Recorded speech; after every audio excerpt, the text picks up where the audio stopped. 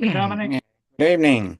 I thought I'd come and join you for the first half hour because I've got to go off again for another appointment. So how is everything?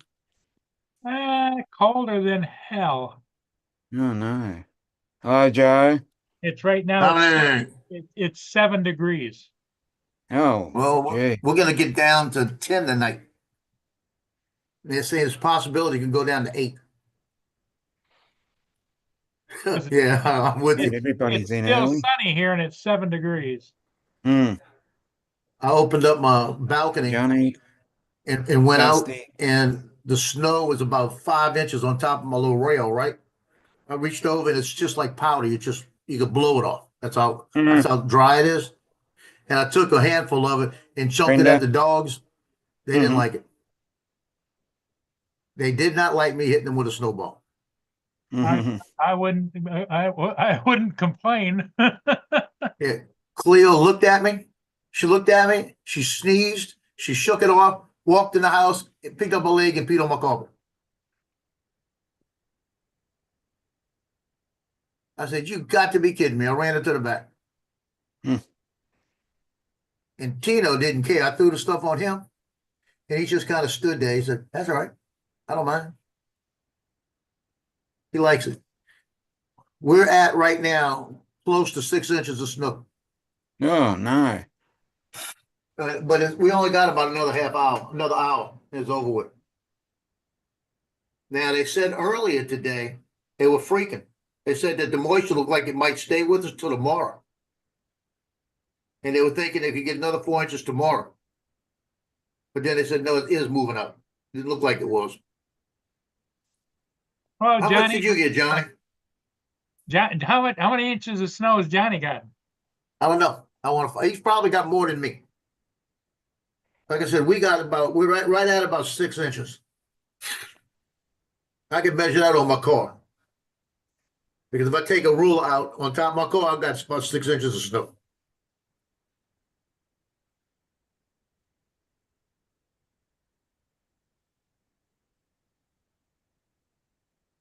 Yeah, it's not friendly weather, is it?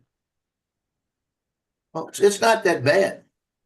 The neighbors across the hall, they're out there with an ice chest making an igloo. Hmm. They almost have the igloo done. And it's about as tall as the girl.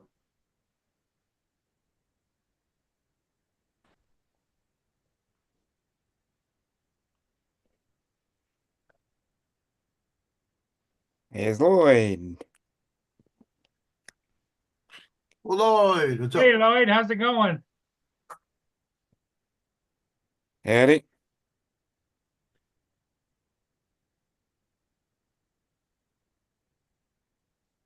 We lost sound.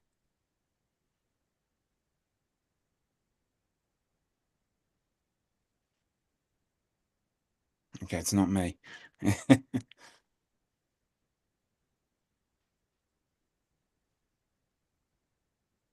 Uh, About now. Johnny said it has stopped there now. Yeah, he said he got about almost 7 inches. Can you Yeah. Yeah, hear me we're sitting now? around 6. Yeah, we can hear you. Okay. How you doing tonight, Lloyd? I'm doing okay. Can't complain. Uh, just kind Well, of well, day. with this bunch, Lloyd, nobody will listen to it Yeah, anyway. no, yeah, Exactly. complaining does no good with this crowd. I know. Yeah, tough crowd. Yeah. There you go, Dominic. There's Captain Joe with the snow. Oh, great. Send some over here. Yeah, that's the back of my car. My car, the top's right here. Hmm. Yeah. And then I went and put the Mavic 3 up. I got the Mavic 3 up and I went out in front. That's the complex from the top. No. That's Yeah. my building right here. Okay. Boy, Fascinating. I've never seen anything like that. Let's see if I go back. Will it go back? Yeah. This one. That shows everything around. But that's crazy.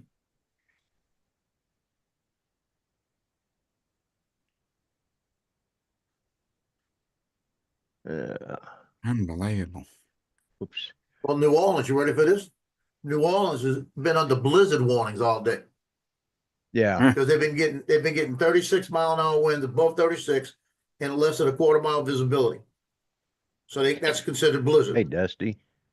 So they're hitting the blizzard warning criteria, and they're not going to finish for another hour and a half to 2 hours, and they're already right at the all-time record ever from 1895. They got to break that record.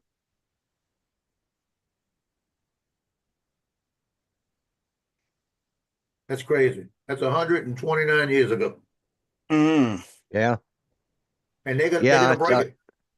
I saw that North Carolina, the governor was out and the head of the, I think their highway patrol or Department of Public Safety, whatever they call their group over there, their state cops, and they were talking, and the DOT, and they were talking about how much that they're expecting snow and cold temperatures coming in, and they're still dealing with the stuff from the hurricane, Yeah. It's 129 days since the hurricane, and they're having a blizzard. Yeah. Yeah. I know, I right? was listening to that a little while ago. Kind of makes you wonder who they pissed off upstairs. Yeah. My son is in New Bern, North Carolina, and I called him up a little while ago. And I never call my daughter-in-law. I always call him, right? So I called my Right. daughter-in-law this time. And she said, hello? Like, is something wrong? I said, no, I'm just trying to see how much snow y'all got, because I know you're getting ready to get some. We haven't got any yet, she goes. We haven't got any yet. And he says in the background, it's a bad subject, don't talk about it. He said, because she's mad she's not home with it. Because, being here. And she says, yeah, my mom's sending me pictures, it's getting me upset. I said, then I won't show you pictures. Like that. And I said, I'm looking at your radar. You're gonna get smacked from about 8 o'clock tonight till tomorrow. So don't worry about it. You're gonna get your snow. Yeah, they're going to get more. Yeah, I think they're going to get quite a bit. It's funny how the climates here, the track has seemed to shift it over towards, past Arkansas towards Louisiana and on over that way Yeah. now. Used to, Well, we got hammered like that. We'd get a good snow at least. I mean, I'm talking 6 to 8 inch, 10 inch snow out there, and it'd be on the ground, we'd have snow on the ground for a month or so. It's just like, but now all of a sudden we had a little bit of flurries early this morning or late last night. Hey, Brenda said you look dapper tonight, Lloyd. Oh, well, thank you, Brenda. Yeah. I figured out my hair's gotten long, and somebody was, his Art last night on my show was saying that, hey, you're getting kind of shaggy. And I started counting up. I have not cut this hair since the day before Judy's funeral, which was back in March. Wow. So that's the longest I've ever gone without a haircut. So, and without shaving too. So, but This thank from you, Brenda. Johnny. I appreciate that. There's Johnny. Yeah. This is from John. Let me go see if I go back anymore. Yeah. That's him sitting on Yeah. the porch. Yeah. Yeah. That's the when they do the graduations, basketball arena. Right. That's gonna be probably the baseball field. Yes, baseball field. Yep. There's the backstop. That's Southeastern. Yeah. That's the stadium. Stadium. Yeah. Somebody's Baseball been in again. the parking Oh, lot that's doing it. donuts. Yeah. Yeah. Somebody's been Yeah. on there. Probably Johnny Yeah. and the Hi, Donald. Oh, hey, Don. That is Hey, cool. Donald. I heard your voice. I just happened to look up and see his smiling face. Yeah, there. if they can get the roads clear tomorrow, I want to go over to Mandeville and get their stadium in the snow. But it's too far from here to try to do it. I'd get it there, but I wouldn't get it back. It was cool, Johnny.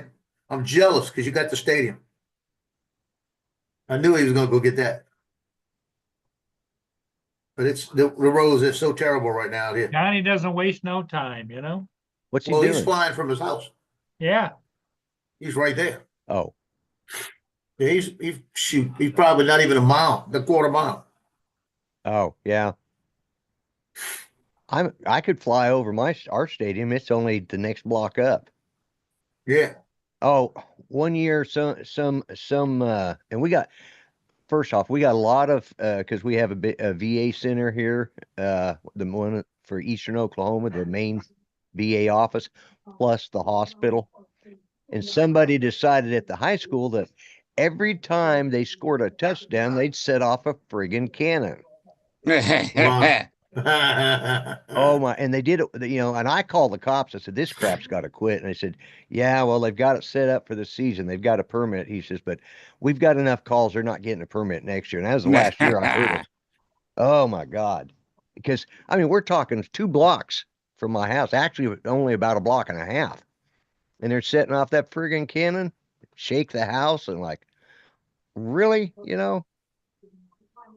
But yeah, the Hey, police have Lloyd. got a lot of calls. Tell me what's wrong with this picture. It's black. Oh, Oh, That's not a storm flag. oh, It's too big. They need to put a storm flag up to that. oh, yeah, yeah. It was too big. the I had an event that happened to me today. Oh, what happened? It was a case of senioritis. Mhm. I went down to catch a ship, got down there, opened up my case, and everything was, the batteries were there, but the drone was at home. Yeah, Nah. that's not the first time you've done that, is it? No, it No. isn't. And here's the sad part, Don, is the case is sitting here open, and so I must have just shut it and took off. And then I realized I didn't have my phone with me either. So it's like, oh man. Bear, I'm going to strangle you.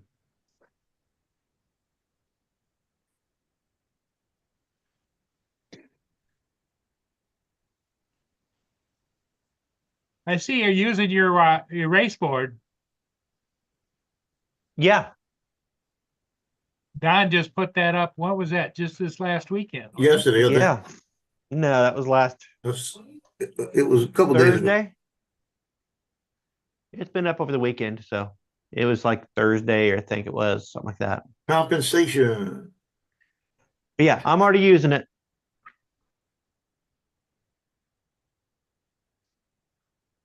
Yep. Well, it looks like it fits right there, Yeah, I could have Yeah. done with one half that size and mounted like here to here, but Well, the thing of it is your chair rolls over there, so yeah, that's what I've been doing all day. Just go back here, grab this here, and say, okay, I need to make sure I remember that, keep that. And you can't see the smudge marks where I've already, I mean, that's like been worked on for a little bit. There's some smudge marks on there that eventually, if I get all my projects under control, it'll be cleaned and resurfaced, or cleaned with the treatment. They have this stuff here that is supposed to, when whiteboards start collecting the ink and it won't work, this refurbishes it and makes it where the ink doesn't sink into the board anymore, kind of waxes it, I guess.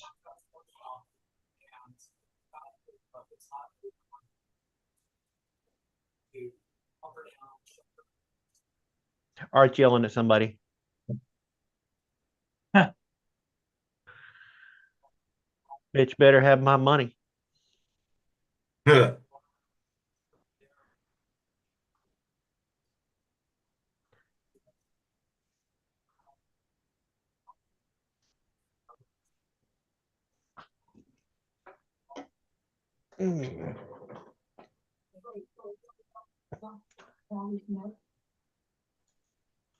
I have filled up my this Saturday with shoots. They're doing some video production. Yay.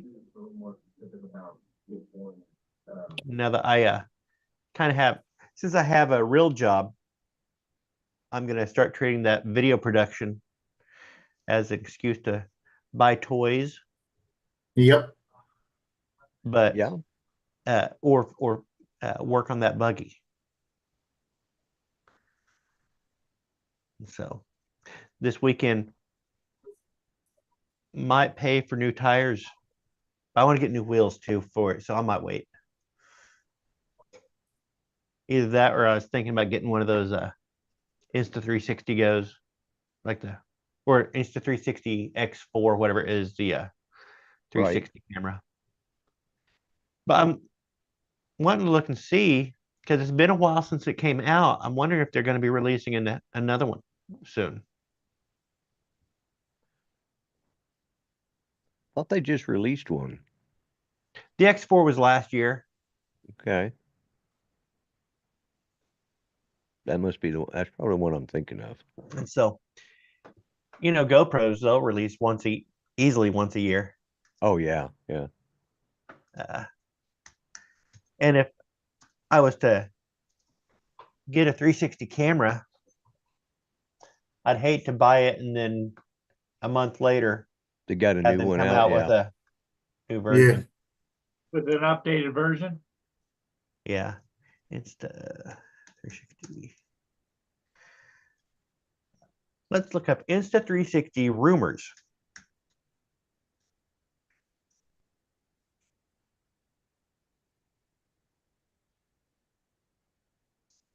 Good.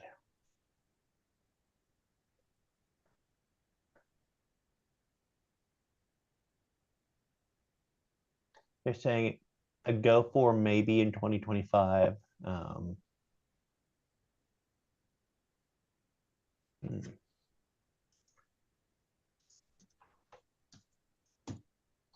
I need to have one of the people on here that keeps up with this kind of crap.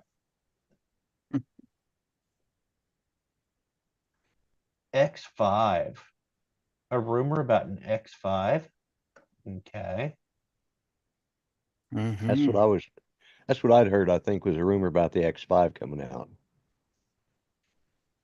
Okay.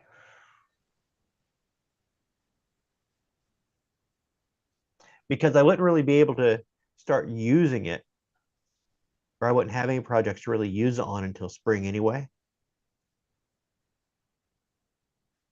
Hey, So I'll Dominic, wait. do you ever get snow over there? Yes, but it's a good hour and a half drive. Okay, so it's not like right where you are. It's not locally, no.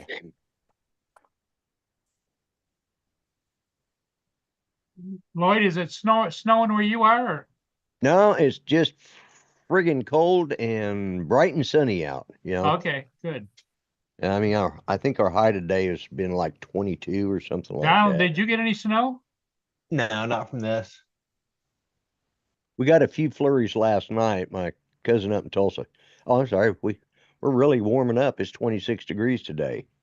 Yeah. This morning I got up and I had to go outside for a little bit, and I got out there and I was like, God almighty, it's cold out here. And I looked down at my watch and it said it was 13 degrees. I said, oh, that explains it. And that was like 11, about 11 o'clock this morning. It was still only 13 degrees. So It's only 7 degrees here right now. oh yeah. Shit. What do you think, Joe? But What's for dinner? I'm not sure yet. Yeah, he keeps sending me pictures of all the great food he's having. It's like, I know. rub it in, Joe. Just rub it He in. keeps sending me pictures of him trying to get rid of all those pickled jalapenos. Yeah. Yeah. I wish I had pizza tonight. I had waffles this morning. Here's a picture with pickled jalapenos all over it. Yeah. Yeah, he does use it a lot, doesn't he? Well, you buy a jar at Costco, you gotta put it on everything and get rid of it. Mm-hmm. Good point. You got to. You drop a few in your cup of coffee, everything. Jalapenos in your coffee? Yeah. We used to just prank the hell out of each other at this Mexican restaurant I worked at when I was like 18. And I'd do stuff like go put sour cream on the earpiece of the phone and call it, and have somebody go over, pick it up, just get an earful of sour cream. Okay. Yeah. But one of my best ones, they started pouring pickle juice in people's sodas. in their drinks that Mhm. they had sitting around. And it got to be where everybody would go up and sniff their drink before they took a drink of it because they'd get caught. Well, I was smart. I went over and got the guy's straw and put it down in some jalapeno juice and then stuck it back into the drink. So it was only in the straw and it was pure jalapeno juice inside So that he straw. sucked it out, huh? So he smelled his drink. It all smelled good. And took a big swig of it. That was fun. Kind of stuff that I could like get you that. fired. You can get fired That's now. devious. Yeah. Well, I'll tell you one that I'm kind of ashamed about. I'll put it that way. We had one of the waitresses. When I was at pizza when I was 19. Okay, and we made a pizza for this guy and this other guy, and she kept coming over and she said, "These guys are really bothering the hell out of me." I said, "What are they doing?" So they keep calling me over there. And when I go over there, they say, "No, good, they're good." And I said, well, "I'll watch. I'll see what's going on." So they ordered a beer, right? A big pitcher of beer. So when they get the pitcher of beer, and a few minutes later, I see him motioning again. She goes over there and she comes back. She says, "They just called me. You saw that?" I said, "Yeah, I did see that." And they got their second pitcher of beer. So I took the second pitcher of beer and put some jalapeno juice in it, right? And their pizza, I put the juice all on the pizza to make it real hot, so that it would tear them up, right? So they get it over there and they start eating it, and they're trying to drink it, and nothing's working. So they call her over to get some water in that, right? And she says, "Oh, I didn't realize you were calling me over because you're always making all these hand motions." That says, "Because he can't speak, I'm doing sign language." Oh my God. Well, that made you feel about that big, didn't For a little while. it? For a little while. I'm thinking, "Oh, damn, don't tell him what we did. Please don't tell him what we did." Yeah, They said that's why there's he can't hear. He purgatory for can't people hear. like He's you. doing sign language. Yeah. That's what he said. Yeah, you could I probably mean, gonna she spend came up about and she extra. goes, she says, "You know why he's doing that, right? Because the guy can't hear. It's sign language that we're doing." I said, "Oh, shh, shh." Be quiet. I told her, I said, "I had your back. You better have mine." That is funny though. I mean, Stop talking. it's well, with maybe with luck, they figured it out and they had a sense of humor about it. So, speaking of sense of humors, Yeah. there's There's something to laugh Ron. at right Hey, there. Hey, Rondo. Ron, how you doing? Wonderful. Wonderful. Good to hear. Good to hear. Glad Dawn is on here because that's the reason I came on. Oh, Yeah. was it Don? Yes. Oh shit. Had to tell you a story. Okay. I called Apple. Oh, I just spilled my drink.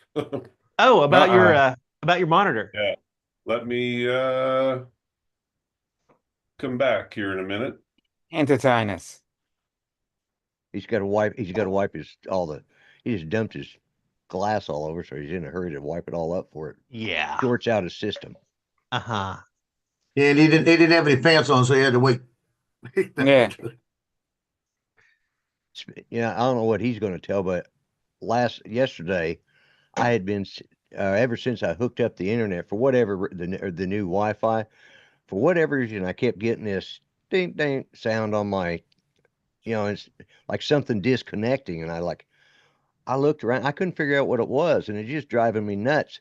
Well, last night, just as I was starting a show, all of a sudden it popped up, says your camera is disconnected. I'm going, I thought I had it plugged straight into my computer. It turned out I'd put it through that hub that I had, and it needs a straight connection. So I've been sitting all day. I was trying to find out where it was. I was checking everything, and I couldn't find it. And then all of a sudden, when I got on StreamYards, it popped up, says your camera just disconnected. So I started tracing it down. Oh, that's because I got plugged in over on that hub. So I had to plug it straight back into my computer. So at least I'm not hearing that noise anymore. I was actually talking to my son, and he could hear it over the phone. He said, "Dad, something's connecting to Recon." I said, "I know, but I can't find out what the hell it is." because it just makes the noise. It doesn't actually tell you what it is. You know, it's like, what in God's, I knew it was a USB connection, but I just couldn't for the life of me figure out what it was. And finally, just as I was getting ready to start my show, that's when I figured it out. Like, okay. And I fixed my mic stand because it kept floating away from me last night. I found a little bag that, the like nuts and the little tiny nuts and screws come in. I took the whole thing out and I readjusted a couple of things. Then I stuck that bag over and stuck the arm back down into it. And of course that gave it a wedge, sort of, like a washer that's keeping it in place now. So Sure. because I'd be sitting there and it'd just slowly start drifting away, and I'd grab it, move it back over. Gravity. It was driving me nuts last night. So before I did anything today, that's the first thing I did today.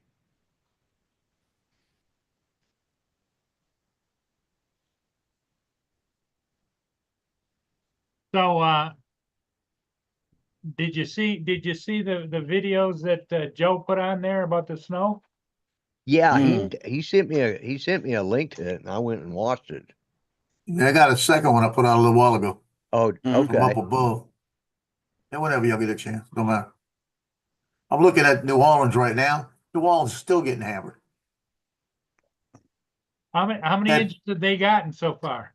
Well, 8.3 inches is their all-time record from 1895. And a little while ago, they were over 8 already. And they still got about an hour and a half where they're gonna get snow. Well, how And far are it's you coming from down New Orleans? steady. 30 miles. 30 miles, huh? Yeah, 30 Yeah, miles I would make a was- difference. Yeah, ours is about done. I don't even see it anymore. So you're But we you're were supposed to actually, get that ban. you're actually northeast of New Orleans, right? Well, northwest.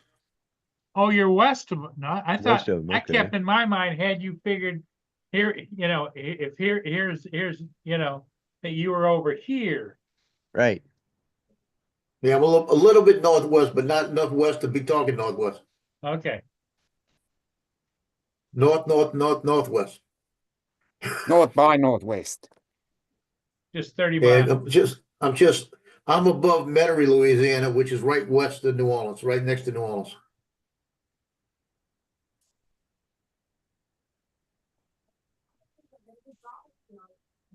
Well, do you spend a lot of time down there during Mardi Gras, or? I used to. The last couple of years, I haven't. I usually go down there about 10 days during the Mardi Gras for the major parades and shoot the pictures. But for the last couple of years, I've made, like last year, I didn't go at all. I just did. That was the year I had the heart attack last year. I wasn't feeling good enough, so I didn't go. I just knew something wasn't right. I didn't feel right. I didn't want to go. I didn't want to be walking down the street and have another heart attack, I'm thinking about this year though, because I feel better. And if I go this year, it'll probably be 1, 2, 3 to 5 days, depending on where I go. Okay.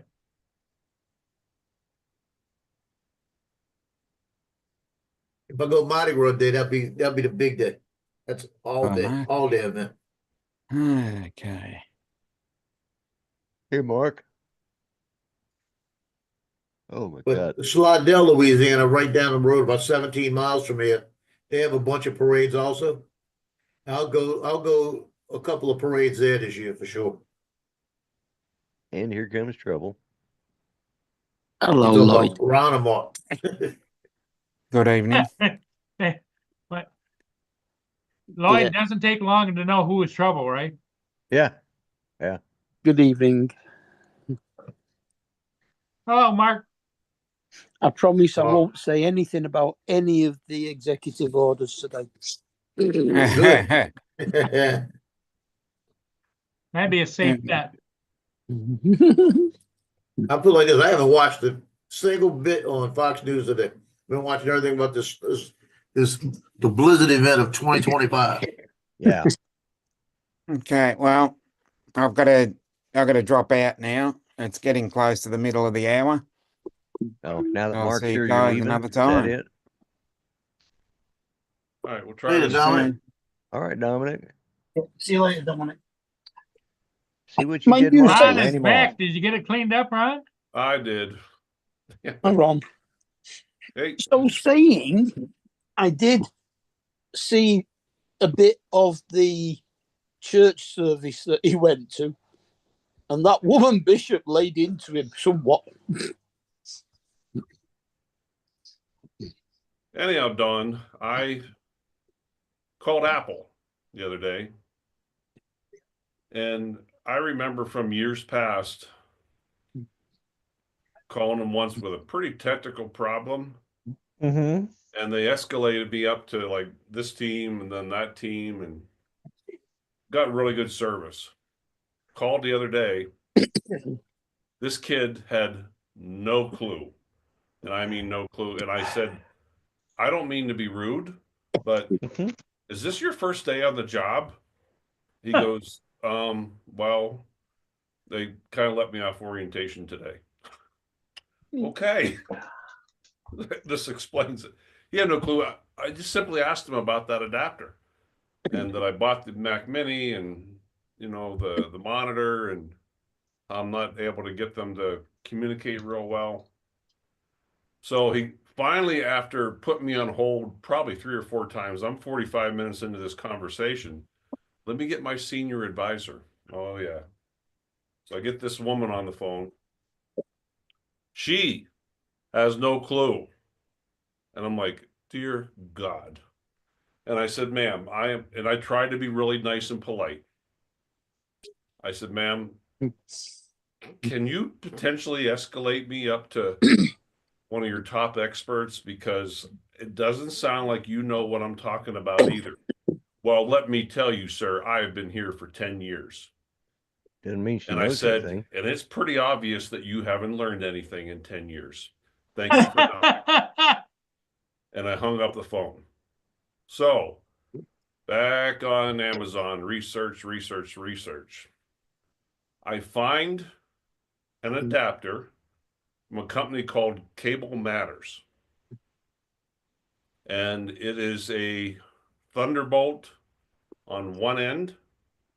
The other end is the female end of DisplayPort. Mini display. Yeah. So then I took the DisplayPort cable that came with the monitor, Mm-hmm.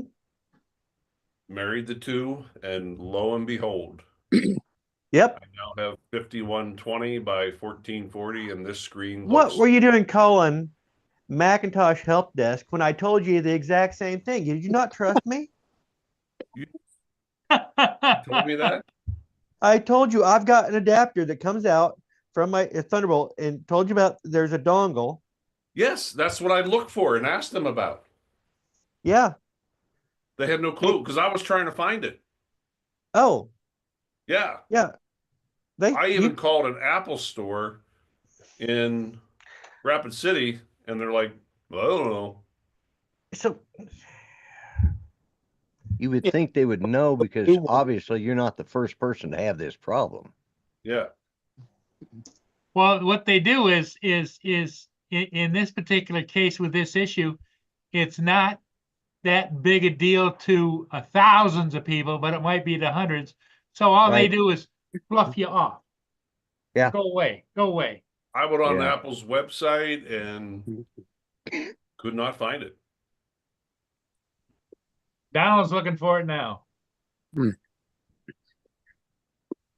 With it being a cable adapter, I won't be at all surprised if Apple just don't do it. Yeah. there you go. USB or Thunderbolt 3. It's a C. Thunderbolt to Thunderbolt 2, but the Thunderbolt 2 will work as a display port. So that's probably why they didn't understand it. But that has here, let me go back there Can to that. you So from there, share, So on one end, that's the Thunderbolt, and it goes to that mini display there. Yeah. Is that what your cable does? You want him to put that link in the chat for you, Ron? I bet it's a damn sight more expensive Oh. than the one he's bought. Oh yeah, it's $50. $50, yeah. I tried on a Thunderbolt on one end, DisplayPort on the other. It would not work. That's the weird thing. Thunderbolt. You're talking about a cable. Yes. Yeah, this right here is the dongle that goes in here. You plug your DisplayPort into this side. It doesn't look like a dongle. It looks like it's got a cable on it to me. Well, it's a short tethered thing, but Mm. it's still a little dongle. It's about a couple inches long. That's close enough to a dongle for me. Yeah. I think I'd call it a patch lead. Okay, well, you can call it whatever you want, Mark, but I'm going to call it a dongle, so shut up. As a radio arm, anything that's only a little bit of a lead. Yeah, I don't care. We're not talking about Radio Ham. So, is that what your little And that you found that on Apple Adapter Apple or looks like? Amazon? It's kind of similar, yeah. Yeah, that's on Apple.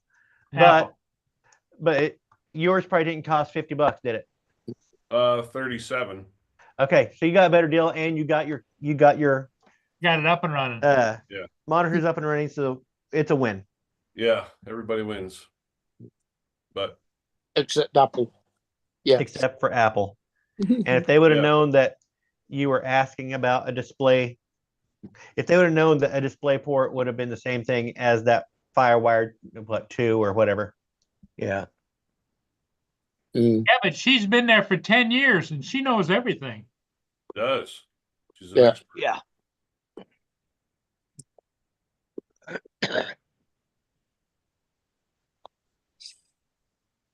Yeah, she's a salesperson. But yeah, this is awesome now. Oh my God.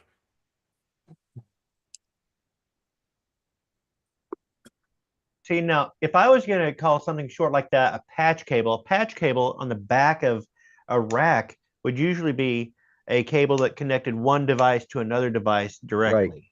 Directly, yeah. That's a patch cable. But it's usually only about a foot long. But it's still a patch cable is patching directly to direct. This is an adapter to adapt Yeah, all right. a cable in. Yeah. Yeah. Yeah, I I'm guess still going to call it a dongle I'm guessing that because it dangles. It dangles. So if it dangles, it's a so it's a dongle. dongle. yeah, it's got some kind of electronics in it Yep. in that one end that Well, that's why the one end is probably big and fat, right? Yeah, Yeah, that this is right there what- where the display port goes in, that'll be a bigger piece, and it has an actual card in it that does the translating. yeah. But yeah, Uh, a lot clearer, isn't it? oh God. This is like freaking awesome. Now on the back of your monitor, what kind of connections do you have on the back of it, I as far have- as ports? I have DisplayPort, HDMI, and Thunderbolt. On the back of, as far as outputs or inputs? Input. Because It's HDMI input, HDMI or HDMI.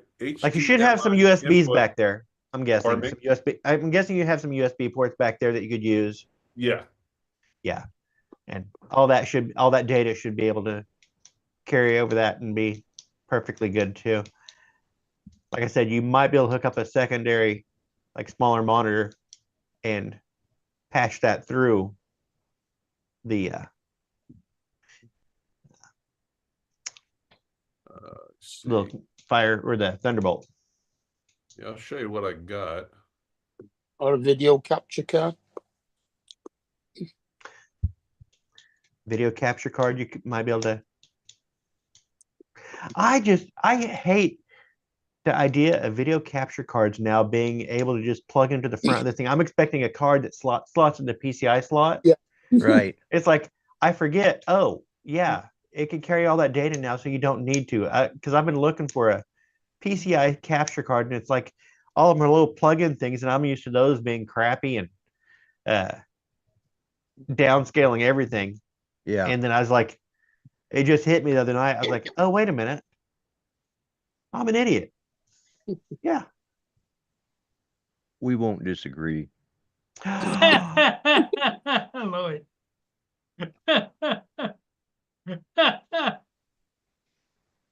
Donald turned his camera off. Yeah, well. I can't believe he said that. Yeah, had I said my what audio you is on. just had I said what you just said, yeah, you would have done that to me. So I just I'm okay. He's crying. I'm okay. I'm not crying. I wouldn't cry just be, I've always looked up to Lloyd. Lloyd's like your hero. oh yeah, right.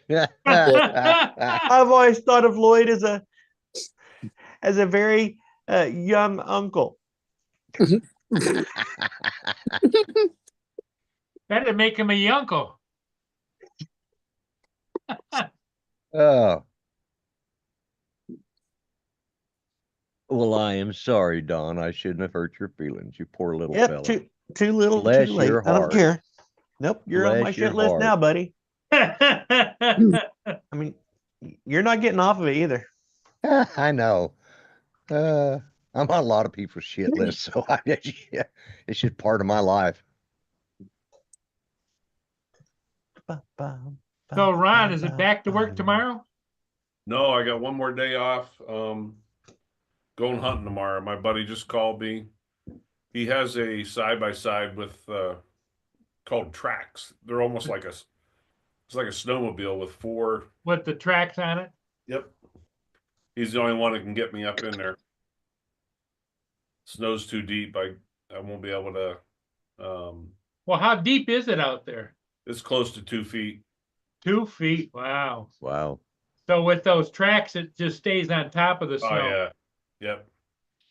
Except when you step out of it, you're not on top of the snow anymore.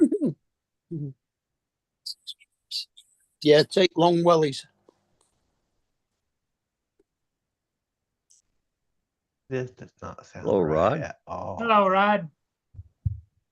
Give him hell, Lloyd. He Hi, bro. deserves it. Yeah. Us army guys gotta stick together, damn it. Yeah. Oh, here it is. Hey, Joe, I watched the first half hour of Drone Nation last night before I went to bed. Oh, you got one of- that's the same one on Amazon? Yeah, here Yep. it is. Here, Don. Yep. Yeah, I got Yeah. one.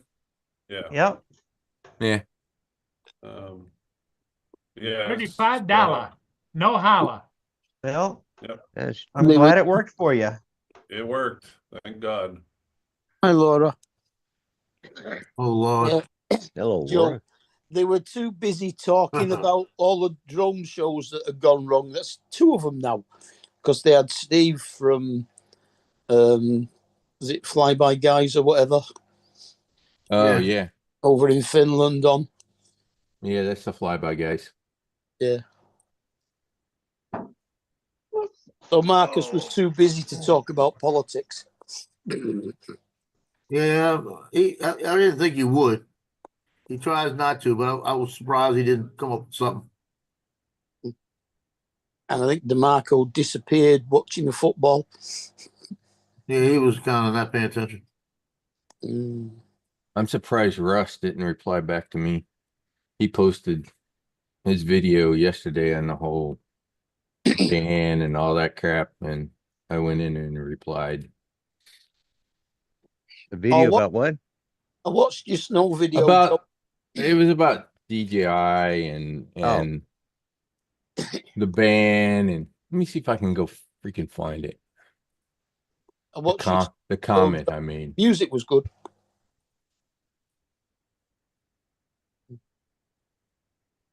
You talking about the one I did? Yeah. Yeah, I tailored it to Mandeville, Louisiana, in the snow. Mm. Don, Yeah. this Mac Mini though is fast. I've just loaded up a couple programs today, and like Final Cut Pro, Luminar, it comes up like lightning fast. Russ lives in Minot, North Dakota, right? Yes. Yeah, I think he's in does. Minot. Yeah, that explains his attitude about stuff. that direction, but not Minot direct. Oh, I Uh, thought he lived in. I thought he lived in Minot. Who's that? Russ from 51 Drones? Yeah, Yeah. Yeah, that's where he lives. that's where he lives. Is it Okay. Minot? Yeah, I thought it Hmm. was. Yep. Anyways. Yeah. Oh, wait. Come back here, Zoom. Damn The it. armpit of America, the cold That's armpit what of they say when you're in America. the military. If you're in trouble, that's where they send you. Yep, that's where they send you. They send you to Minot. It's cold as Yep, snot. especially in the Air Force. Yeah. Oh, God damn it. What's the general ethnicity of the residents there? It's American actually a nice flag. little town. I've been there dozens and dozens of times. We flew I to a just lot of wondered if they patients. had a little bit of an Indian, American Indian background, you know, or There's a res up near there. I was going I to say, thought there was probably a a lot of- reservation near Minot. yeah. Okay. Here, I'll put it in the private chat because I don't really want to put it in the. And this is the message that I ended up leaving on his video yesterday. Bottom line is, and I keep hearing this, and there's a guy who served on the CERT team in the military who, Yeah. this shit and the people that are talking about this shit need to just shut up. No offense. They're nice people and all, but they really don't know what's going on. As a guy who was on the inside of all of this crap, Yeah. Exactly. yeah. Yep. Just trust that. Ignore the Yeah, it's politicians. not- Ignore the politicians. The politicians are going to throw shit out there because they've been told you can't tell what the actual reason is. So they Yeah. throw whatever out there because they're under security constraints. But anyways, bottom line, what it boils down to with China and everything with China is let me back up one step. One, it doesn't matter what's in there today. It could be Right. clean as hell today. It's about security risk. It's about what can be in there tomorrow. The military guys get paid to fucking do security analysis, threat analysis. It is Oh, not yeah. just about what is today. It's about what is tomorrow and what's possible tomorrow. And this is what we have to fucking prepare for today so that we're not behind our enemies. I know a Point year one. ago. I know a year ago that DJI had there was in the script of all the codes that was in there was one line, and it sent information back to a not Facebook, but to a social media server, which was in China, is owned by the Chinese Communist Party. They own that server, and that's been in the script for, and So- it just sits there quietly. It doesn't really do anything, but all I got to do is flip it, when So that's And, part one. That's part one of this conversation, which Right. really defags most of what everybody is crying about. yeah, The other, I get it. I'm with them. I don't want to lose the drones either. No, it comes down I'm to with it security, 100%. But as a guy who served on that side, Yep. I know exactly what they're saying. I know why they're saying it, and I know why Yeah, they're doing what yeah. they're doing. But here's the thing with China. From a threat perspective, purely military threat perspective, ignore all the freaking emotional bullshit crap. Right. In China, the way things work is the CCP controls everything. Every company. Companies are not freaking independent. If Nope. the CCP comes in and tells you to do something, you will do it, or you will be in front of a firing squad the next day. End of story.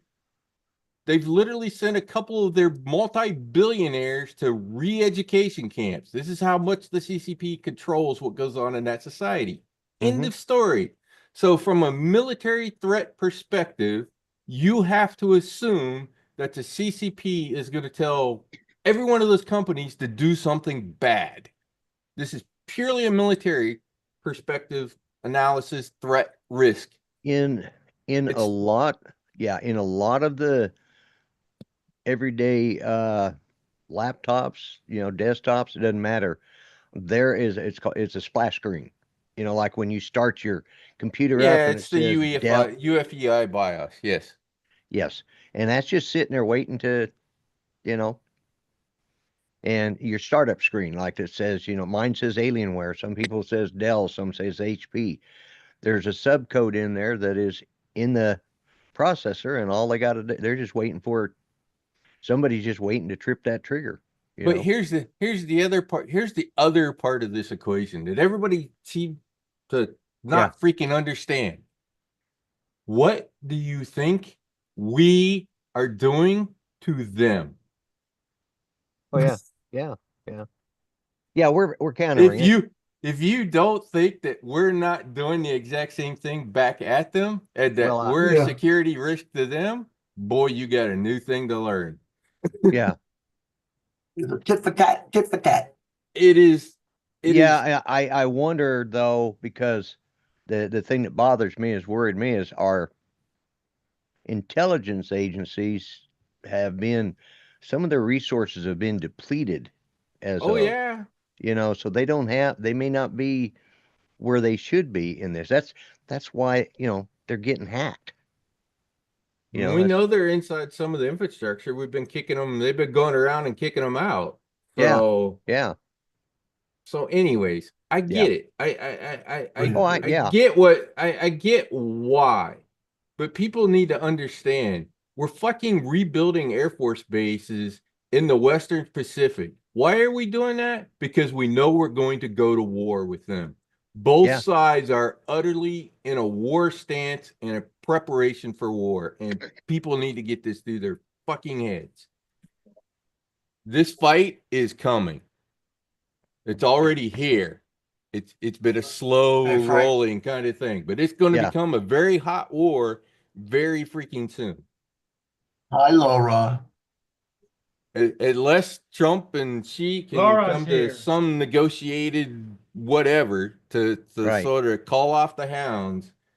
This is like a snowball rolling downhill as far as what's going to happen. Look in the late 30s, what we were all doing to Japan and Germany, and look at now, it's virtually identical. I don't know that we can prevent it. It's Right. literally both sides are convinced right now. Both sides are convinced it's going to happen.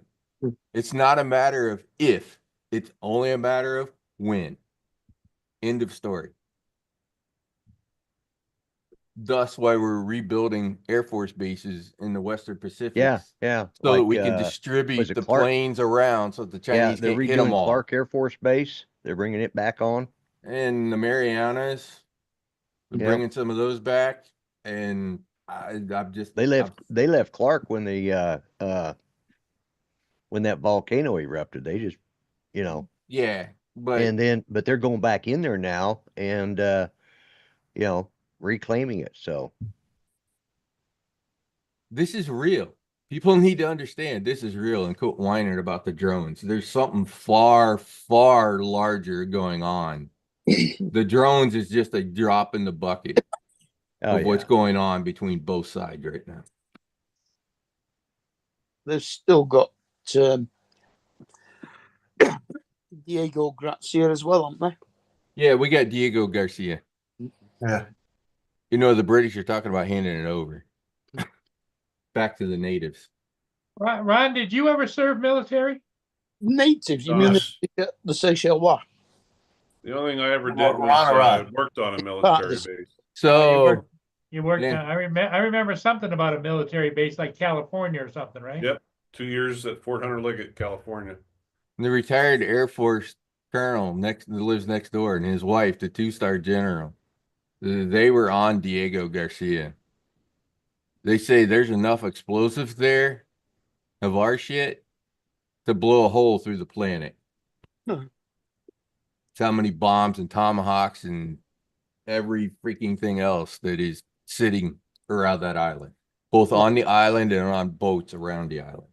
my ex-wife's mother was from Diego Garcia, Ah, and she was moved when the Americans went in, and she ended up on the Seychelles. so anyways, Lloyd, it makes me mad. Sorry. Oh no, no, my son and I, because he's with his department, they have, he's part of the Homeland Security units around here, and he's constantly saying, you don't know what's going on. I said, yeah, I got an idea what's going on. I'm not stupid. I've always thought that, And That's what's personally- going. That's literally what's going on. It's been going on for 20 plus years. Yeah, exactly. Yeah, It was going on before I retired out of the military. yep. And like I said, I served on the team that was part of the security apparatus that did those types of analysis. So Let's see. we No, were trying to, we were working hard to keep the bad guys out. You know Rob- you know who Rob- the biggest Rob- problem was, Lloyd?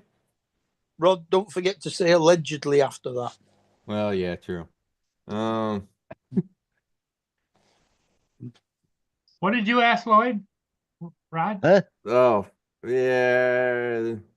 Now I forgot my question. Oh, you know who the biggest problem was to following network security, Lloyd? Who's that? The 06 colonels. Ah, They always thought they were above the fucking rules and they could do what they Yep, I wanted had to a couple- goddamn do. I had one of them guys that we were doing a nuke load, and we have protocol. Well, it was a new weapon that we were learning to get. We were certifying and doing the load. Sure. Yeah. You walk inside that, barricade. There's rules that apply, Mm-hmm. and I had warned him, do not step inside that perimeter. You will be. And he didn't. Sure. He said, well, I'm in charge of this program. I said, I don't care if you're Jesus Doesn't himself. matter. If he steps inside this perimeter, the load will stop and he will go to jail, And he didn't believe me. He stepped across there and I yelled, stop load security. And all of a sudden, here they were standing there, and they jacked him up and slapped the cuffs on him, and out he went, cussing all the way. I got called into my commander's office, and I said, "Those You are warned nuke him. rules. Those are nuke rules," and he knew it. If he's in charge, he should have known these damn rules. If he doesn't know them, he shouldn't be in charge. That's why some of those Air Force guys at Minot got fucking fired because there were one of the blades fucking had nuclear fuses on the plane, and it went from North Dakota to Texas with the freaking fuses. Good evening, for the Andrew. nukes. What's up, Paul? They Hey, fired Andrew. that guy. They fired that guy, that commander in a Yeah. fucking hurry. You mean less than a blink of an eye? Yeah. When it comes to nukes, I- you follow the procedures to Yeah, that's a T. whole. I hated. It's a different world. I was So in how tax. big was he, like a Cub general or what that you had hauled out of there? He was a colonel. Colonel. Yeah. Goldberg, Yep. And full bird colonel, Damn. he should know better. he should know better. He should have known better, especially being in. Well, I and the think- thing of it is you warned him. Yeah, and I think I think he was just. I don't know if he was Challenging you? testing me or testing my metal or what the deal was, but whatever it is, I didn't feel like I didn't, because had I not done that, I would have been hauled off. Yeah. Yeah, exactly. So it was a choice between him and I I was enlisted, but I didn't care. Because the enlisted guy would be the one that wouldn't get out of jail. Your, He got- command, yeah. your Well, unless you commander may got- not have been happy, but there was not a thing he could do about it because you were right on point. Oh, on yeah. the You know rule- on that, the Lloyd. rules. Yeah, and like I said, I warned him, and I told everybody there, listen, we have parameters. I hated loading. I hated doing nuke loads. We didn't, I was in TAC, so we didn't do it. We used conventional weapons, but this was a particular new type of tactical nuclear weapon that they were wanting us to try, and we were being certified on it, and we had to follow certain rules. I learned that stuff back when I was in tech school, and this guy should have known that. Like you said, a full bird colonel should know better. You know? Hello, they Well, pound And, you. and they should also pound. know that when one of the sergeants says something, those sergeants usually know what they're talking about. Well, Eh, eh. sometimes the logic or common sense kind of leaves up here. Yeah, well, I've always said the best officers are those that came up from the enlisted ranks, Enlisted. because Yeah, always. those with the college education that started out with they got it because they had a college They education. know everything. They The West Point guys are fucking God, yeah. laughable for the most part. yeah, same with the Air Force Academy guys. It's the same way, you know. It's like, sir, come up with a plan. We'll take care of it. Well, Just now, go sit in your office. did you have an established perimeter that like cones? or Yes. whatever? there was a barricade, it was a rope, but it was plus we had it was marked out in tape on the in the hangar on the concrete. Then we had barricaded ropes around it, and each person that stepped inside that rope had to have somebody else holding their hand. And obviously the colonel forgot that you were going to execute your 3 general orders. Yeah. Yeah, which is literally all you were doing. Yeah, Guard he everything forgot. with the guard He- everything with the limits of my post and blah blah blah blah. That one. It sounds like he forgot you knew what you were doing. No, well, Well, no, he thought he was warned above the him. rules. I He had thought he was warned him above the rules. beforehand because he had tried the day before he started walking in there. I said, and before he got in there, I called a stop load, and everybody steps back from the load, and I said, sir, do not cross that perimeter because you'll be arrested. And he said, oh, they wouldn't. I said, yes, we he didn't will. I wanna be said, it's new arrested. protocol. I said, you should know that, sir. Next day, he Settle comes down a little marching bit. in there, and he says, Uh, I want to is- have a word with you, and stepped over that rope. And Somebody- I said, stop load, security. And boom, they were all waiting. Is he the one that created this new protocol? No. This is a standard he knew the protocol that you have to follow. You know. Yeah, you gotta follow those. Anytime you're I learned- handling nuclear weapons and aircraft, there's a Yeah, certain yeah. protocol. Anything special weapons has Yes. lots of rules around. Lots of Yeah, I rules. mean, Yeah. and there's no wavering. And Yeah. there's no waiver. It doesn't matter Uh-uh. what the fuck your rank is. It doesn't matter. Yeah. Well, I'll tell you one from boot camp. Okay. At Parris Island or at San Diego, when it comes to the recruits do have the opportunity to follow some rules, and the people that they tell them to follow rules need to follow them. They're walking guard duty because Yep. they're teaching them. It's all a learning Mhm. experience, Mhm. right? I was on the CP one night Mhm. in boot camp, about halfway through it, and it's raining, pouring down raining.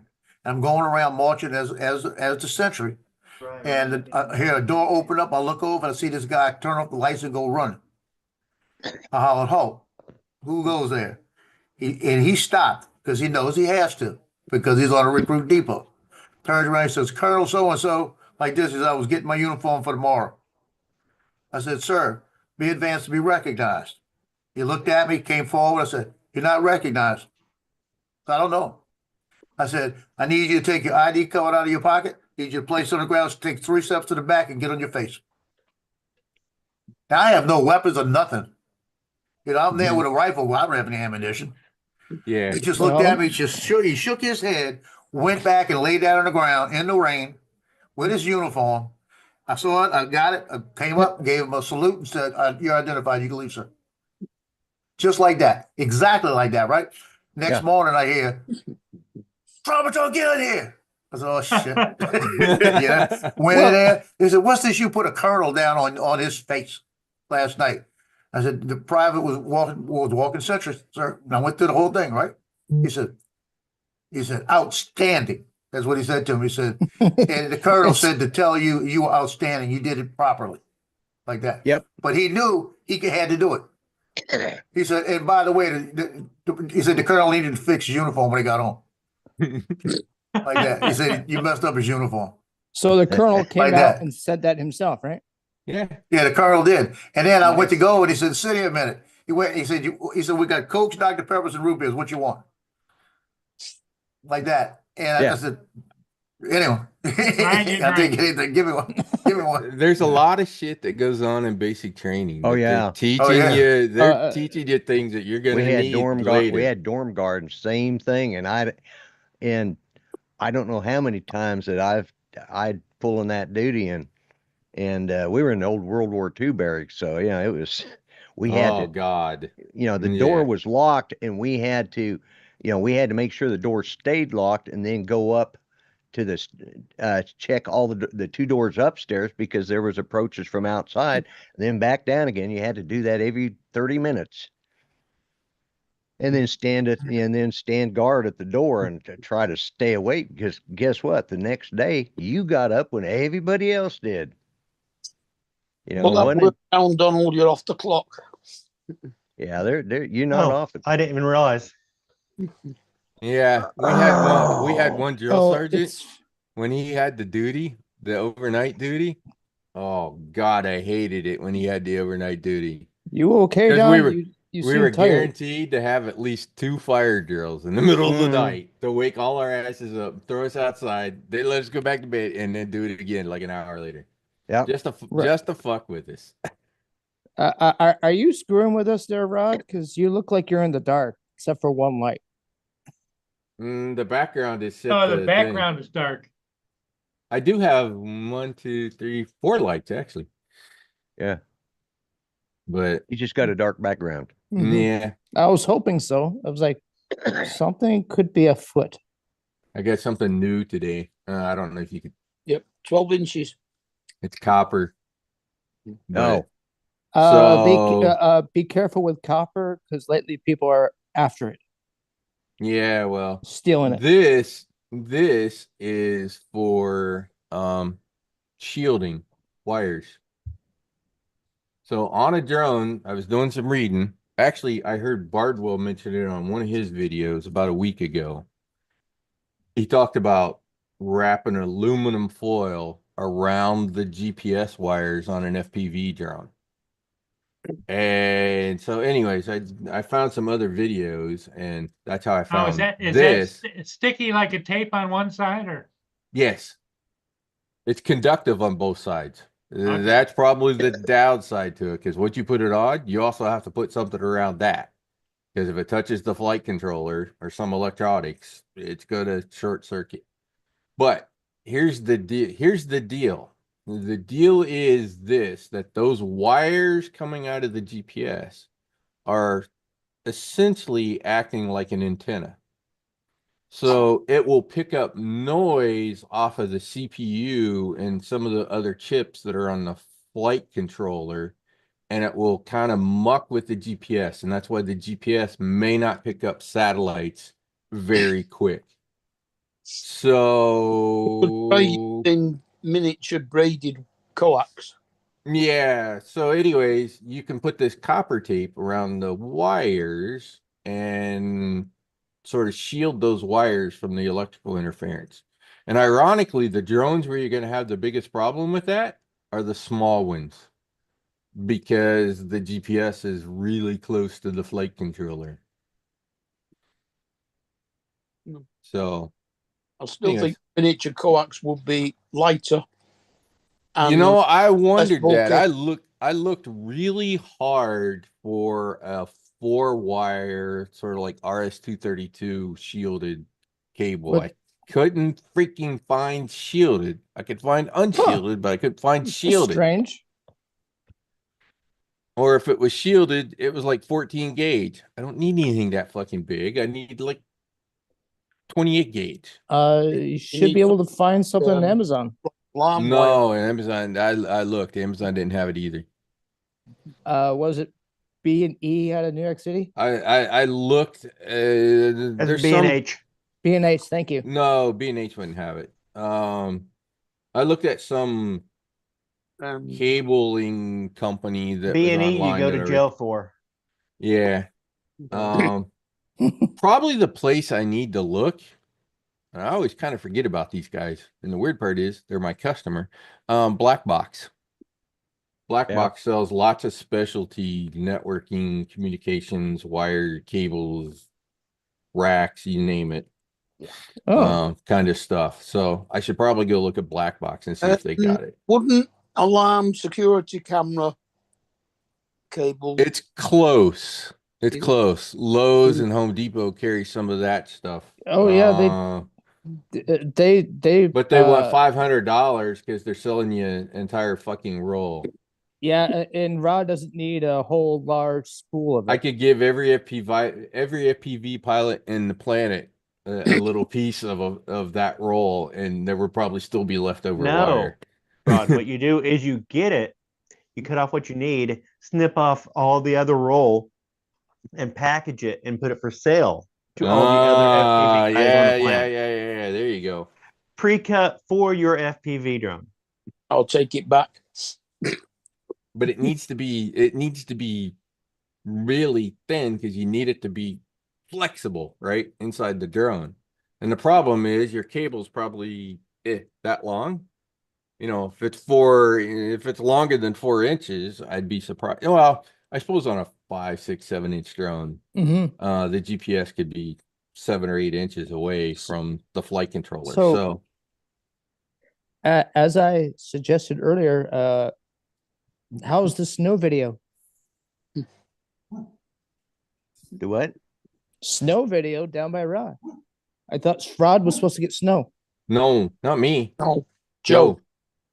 Joe got the snow. Mm. Well, did you see where the Florida governor has called now for a snow emergency and calling for snow plows to come?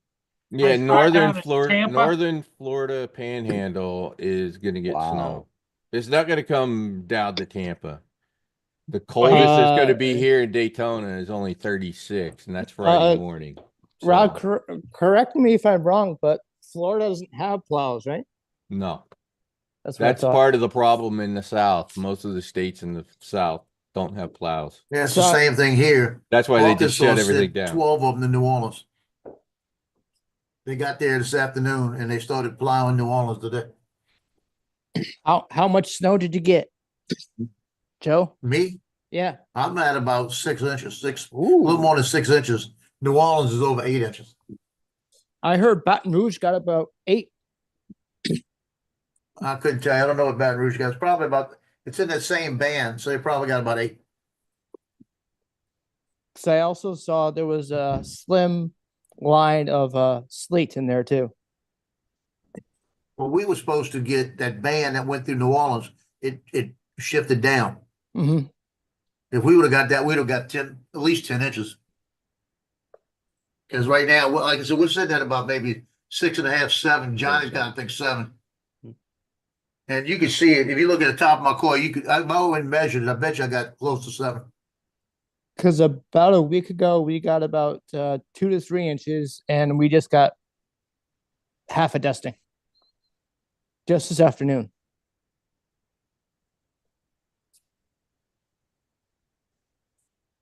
Anyways, my mini I've been sitting in the same window for 3 days. My mini drone, the little GPS I have on it is slow to pick up satellites. So I thought I would give this a try. Hey, And Lance I actually have some tape and Jim. that I can put over that. And this is actually from Bardwell. So if you go to Bardwell's FPV Know-It-All, I think, or is it? Yeah, FPVknowitall.com. He's got a list of drone parts and tools and accessories and everything else. So this is believe it or not, this is an electrical tape, except for it's clear. Yeah. So Bardwell uses this when he doesn't have shrink wrap that he can use, or hey, it's all put together, so you can't get to put the shrink wrap over the wires at that point. He uses this tape. So I'll put the copper on, and then I'll put this over top of it to keep it from grounding out on any electronics. So that's the game plan. At the moment, I'm Yeah. reprinting the antenna holder for the rear end of my 5-inch drone That's because the antennas keep falling out with the one I got. what if you try a different design for the antenna?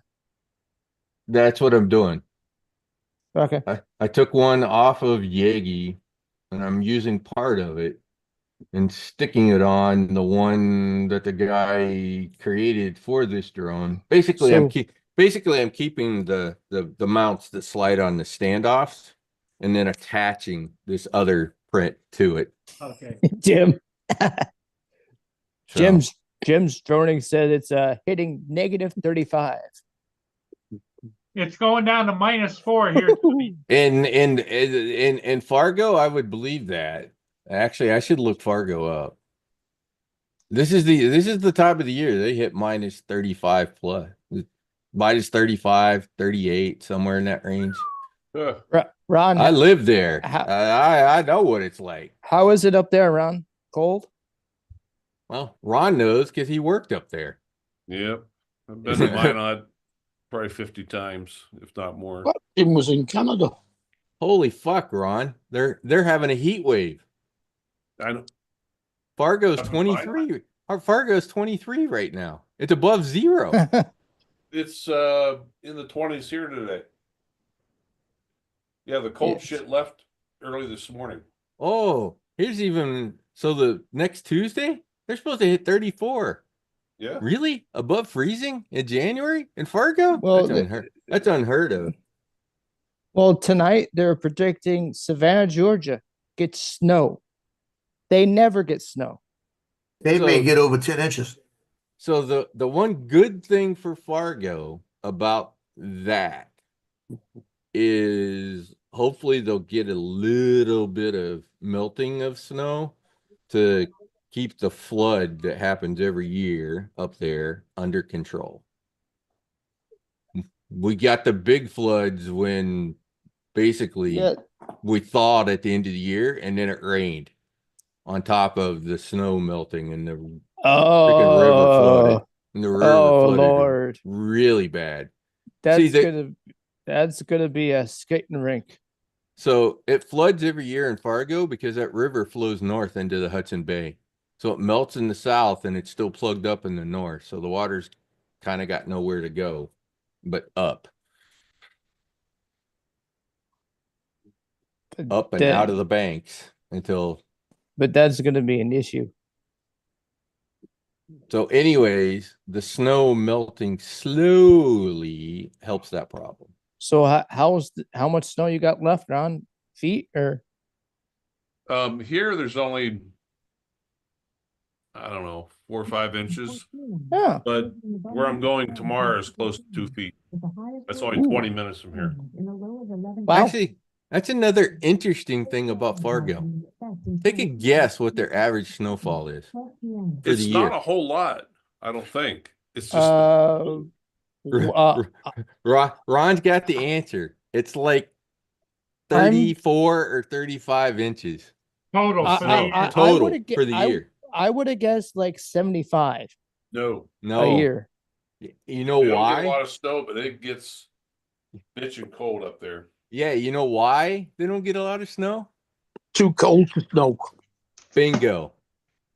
When it gets to -30 like that, the air is so dry, it literally cannot Mhm. snow. There We were always spots knew up it's in North Dakota last week. Well, what's today? Tuesday? Yes. Yeah, over the weekend and that were 30 some, 40 some below ambient temperature, wind chills 50, 60, 70 below. I Mhm. don't miss that. Me neither. Well, I wouldn't. Yeah. So I don't. I don't blame you there, Ron. So, anyways, it gets too cold to snow, so that's why they don't get tons of snow. Yeah. Does that look cold to you guys out there? Mm-hmm. Yes. Right does. now out there it's 4 degrees. Although I don't see ice on the river. Rather dusty. Oh, there is ice on the river. If you see that lighthouse not shining, No, okay, so there's a thin layer there, thin layer. Yeah. Yeah, it's cold enough for ice. Yeah. which They is were, saying something when it's a river with moving water and the ice is there. Yeah, they were given warnings in North Carolina about We're going to see temperatures and the lakes and the rivers are probably going to freeze, but at no time are frozen Yeah. rivers ever safe in North Carolina. Yeah. Just admire it from inside your house or from the bank. Yeah, they'll 'cause go it- ice it- fishing. It takes a month or so for a good solid freeze enough for anything to have any yeah, weight yeah. on it, you know? I'm Yeah, trying to think, what's the minimum? 8 inches For what? Yeah. for like ice fishing that they really Thickness. I the think yeah, the it's thickness more than of the 8. ice. It's more than 8. Depends on where your stupidity's at. Well, every Well- year, right, every year south of me, they have cars that go out on the lake to do ice fishing, and they end up going under, you know? They do in Yes, Minnesota too. You would think those people would know. They've lived there Well, we most of had their that- lives. You think they That would know. triple drowning last year here. Last week I saw there was one Sacandaga Lake near Albany, New York. 2 people went out in their car out on the lake. Well, they went under. Did any of them survive? Nope. We had, well, the one last year. Sit and think about this. Paul, if I called you and said, Paul, I went through the ice on my 4-wheeler. I'm out. I'm wet and cold, but I need some help. Would Paul jump on his 4-wheeler and come out there and get me? No. There you go. I call rescue. There you go. Take a rope and throw it to But them, that's but you what these wouldn't go guys on the did. ice. Paul I would go grab out the and- tow strap that I keep on the back of the 4-wheeler and I go out there and I sling it out to you. Yeah, Yeah. exactly. But Well, that's Paul what these would guys did. They were all drunk down at the bar, and their buddy called them, and that's There what you they go. told them. And they ran out there in their 4-wheeler, and down they went. For single person on foot, 3 inches. 4 inches for a what- group in single file, 7.5 inches for passenger cars, 2-ton gross, what, 8 inches for light trucks, 10 inches for medium, 12 inches for heavy, and I can't see what the Up goes So I up guess that's there. where I remember the 8 inches from. And Yeah. they are road truckers. but they always say check the ice before you take any vehicle on it. That's kind Yeah, of a so smart it's- idea. 15 inches for 10 tons, 20 inches for 25 tons, and 30 inches for 70 tons and 110, 30. Yeah, so anyways, I'll stop sharing now. How do I do that? That ice Slush, must- and slush ice has only half the strength of blue ice. Oops. I guess I need to get back into the right app, don't I? That's good info. Yeah. Usually, I think most cities and stuff, it's like 6 to 8 inches before they'll let the ice fishermen go out. Yeah, near Albany, New York, they've got several small ponds northwest of Albany, so they got several airboats. Because they get calls every year for people going out No when the doubt. ice is too thin. How do I stop sharing? Yeah, It's a button at the top, I think, Lloyd. our sheriff department, and rescue department, they have skids underneath the boats for the airboat, you know? Hmm. So they just they don't want to slide along on the regular bottom. They've There it got is. their I see own it now. Stop skis sharing. on there. Sorry about that, guys. No worries. Oh, you're good. I hadn't did that's the first time I've ever shared. But anyways, those are the inches for safe. So That sounds about right. I know You I know, grew up in sad Denver guys or in about, Colorado, and we had a little What's lake that, we Ron? go. What was sad about the situation here last year is it was actually my next door neighbor's. He had a brand new big Razor 1000. They're about a $25,000-$30,000 vehicle. Yep. Rumor has it that wasn't insured. Ooh. This guy was out on the ice. He goes through. He calls his buddy. His buddy's at the bar with my neighbor and the 4-wheeler, and they're all drinking, playing cards. Just take my 4-wheeler and go down and get them. They went out. It was in a blizzard, and 3 of them. They went out. There were 3 of them in the side by side, brand new. The thing's only a couple weeks old. and they couldn't see 10 feet in front of them. He drove right off the ice, right into the water. One guy did apparently he got out and floated to the top. He drowned. But as we say in the medical field, you're not dead till you're warm and dead. They're Yeah. actually able to revive him. But here's the sad part. That was in late December. The one guy that definitely drowned, they found them. They had Homeland Security come out with, they had some kind of special sonar. Mm-hmm. They found him about 200, the current had drifted him down a couple hundred yards, and they found Yep. him 4 or 5 days later. They were still actually inside the side-by-side. Wow. And the one guy that drowned, his whole family was a bunch of heavy drinkers. That was in December. In April, I'm laying on my couch watching TV, and I fell asleep. I got woken up at midnight by a loud noise, and I'm like, oh shit, sound like a side-by-side. Comes racing past my house 20 feet outside my window. And I live on a circular road. They got to the other corner, or not corner, but the other end of the road, and it's a sharp turn. Here it was the son of one of the guys that drowned. He was drunk with his buddy, and they didn't make the corner. They hit an embankment, both ejected and both killed. Oh man. Oh God. And Well, then the mother is a severe alcoholic. When I went to Alaska last year, I went down there. There's a bar right down the street from me. They have a really good breakfast, and I went down there with my buddy to have breakfast. Linda is down there drinking at 6:30 in the morning, Jeez. and I'm figuring, you know what? I'm going to Alaska. I'll be gone for 12 days. I'm not going to go to the store and buy anything and put in my fridge. So I get hungry at lunch. I'm like, screw it. I'm going to get out of the bar and have a burger. So I went down there. She's still there at noon. She was there first thing in the morning and then is still there at noon, still At drinking. noon, this is the mother, the wife of the guy who drowned, the mother of the guy who was killed.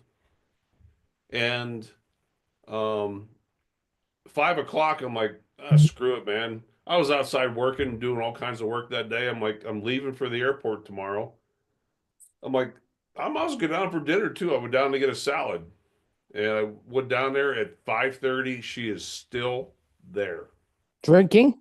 Yeah. Drinking, and she stumbled out. And I actually had a talk with my next door neighbor who was a sheriff. I'm like, dude, you need to do something, man. And here I was sitting there with a guy talking. She comes stumbling out of there, gets in her car, pulls out in front of somebody. There's a playground right down the street. She's pulled right out in front of this truck, almost got sideswiped. Yeah. yeah. So There's did times that you the so Take did you people did, like that off the streets. did They the did your friend the cop say anything to her? He's like, well, it's kind of a good old boys club here. Well, you know, They Ron, all her know husband- each other. Yeah, her husband just died, Ron. Yeah, does that give her the right to be drunk? Or And- kill somebody else because of Yeah. that? It But yeah, might here be in a Wyoming, reason, it's but good it's old boys not club. an excuse. It's not. Well, many years ago, my neighbor, the wife, she back in the middle of winter backs in and she turns this way towards the neighbor's house. And the neighbor comes running over to the neighbor's house, said, "Hey, your wife's in my yard. What's going on?" And my next door neighbor says, "Oh, she's just drunk again." Again. Yeah. Again, And yeah. after that, she disappeared for like a year. Oh. Hmm. It's sad. I Yeah. Might be know. a good thing she disappeared. Yeah.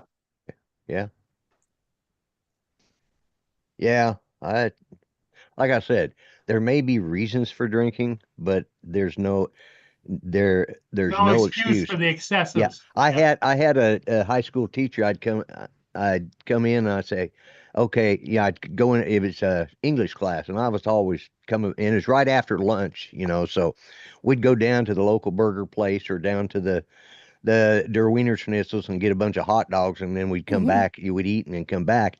And invariably I was poking along and not, paying attention. And I show up 5 minutes late and I said, I'm sorry. I said, I had trouble getting my order. He says, that's a reason for being late, but that does not excuse your lateness. That's where I learned the difference between a reason and an excuse. He said, well, I've got an excuse. No, you've got a reason, but you don't have an excuse. You can't be excused for that, you know. And that stuck with my mind. And that's like with me. I had Yeah, plenty but of you know reasons what, to Lloyd? drink. It's not like that today. Oh, I know. I know. Out there in the real Well- world, kids do whatever they want to do. Yep. Yeah. Mhm. Yeah. And their parents cover for them. And Yeah. yeah, it's just, I shake my head, even at my own grandkids. I'm just like, that's not the Lloyd, way we didn't raised you her. didn't Judy at one point give you a come to Jesus one time, but you were drinking? Yeah. Back after on our New Year's Eve, about 40 years ago. And my whole family drinks on my dad's side. And we were at one of the cousins' house. I got really drunk. I mooned one of the other cousins because, yeah, and unfortunately it was one of the church going cousins, so that embarrassed Judy Nice. to say the least, Strong and word. I like that. It's yeah. And anyways, so she says, we're going. I said, I don't want to go. She says, we're going or you're walking. And this was on New Year's Eve. And all right, so guys, I gotta go. And Yeah, Mama spoke. yeah. And so I get in the vehicle and she drives us up and back home. And I'm starting to get sick because I think she hit every bump and swerved and whatever. So I'm in there praying to the goddess of porcelain, and she sits on the edge of the tub. She says, soon as the courthouse opens up after the New Year's holiday, she says, I'm going down and I'm going to file for divorce. And we'd only been married about 2.5, 3 years at this point, and about 2.5 years. She says, either that or you're going to quit drinking. Well, this was my third marriage, and I just, man, my losing streak was just fixing to turn worse, and like, okay. And that was the last time I touched any hard liquor. Now I haven't had any even beer in probably 15 years. And then we'd get those little pony kegs, buy one or two of them. I'd give them to, Judy would drink part of it until it got warm, and then I'd finish it off. Then we'd occasionally have about this much of a shot of wine about once, I don't know, about once every Special 2 months. occasion. But yeah, I mean, but I have not touched hard liquor in 40 years. And I haven't even touched a beer probably in it's like 15 or 20 years since I've even tasted a beer. what do you think of these flavored liquors that they come out with? Yeah, to each their own. Man, when I was drinking, it was Jack Daniels. I started out with Jack Daniels and Coke until I realized the damn Coke was watering down the booze, and I just went straight to Jack Daniels after that. And then when I got bad, I started drinking Everest Williams and any other cheap whiskey I could get hold of. Yeah. But yeah, now that's just I mean, there are people who drink and they drink responsibly, but in my case, I have an addictive personality, and so Judy gave me that choice, and I don't regret it to this day. And it's one of the things she told me a month or two before she passed away is, please don't start drinking again. And I hold that promise very dear. That I promised her I wouldn't, and so it just ain't going to happen, Besides, with all the medicine I take, I'd be dead before I knew what hit me, So, Uh, but I've never been one for, like I said, I drank Jim, Jack Daniels and Coke, and that was all I have too much to lose, where I'm at. I mean, well, that's me too. my job done. My guide license is a professional hunting guide done. done. I'm screwed. My job, they actually check my driving record 2 or 3 times a year. Yeah. And I've got to be squeaky clean. Yeah. Even I'm only allowed, I think, 1 ticket a a year or every 2 years, and it has to be below 15 mile an hour over the speed limit. Right. That's how strict they are with my job. Well, yeah. Yeah. Well, that's you- because they're just protecting their own ass if something should happen, and Yeah. and some other attorney brings up, well, this guy, he was driving that ambulance, and Yeah. he's been known to be speeding, and Yeah, the thing is, you're allowed to speed in an ambulance. Oh, Hang on. Let me get the zoom so I can see what I look like. Make sure I'm. you Oh, damn it. Zoom did it again. Ron, Went the to a little hardest mini thing mode. for me when I drove ambulance was getting used to driving that close to a patrol car or something if you're following them, because they want you right on their bumper, because if they have to stop, then you're going to stop, not just smack into them, you know? And that was just that was so unnerving to me. ooh, Rod. Nice. So that's the one I just printed. So the two little posts which go over the standoffs are from the print from the drone.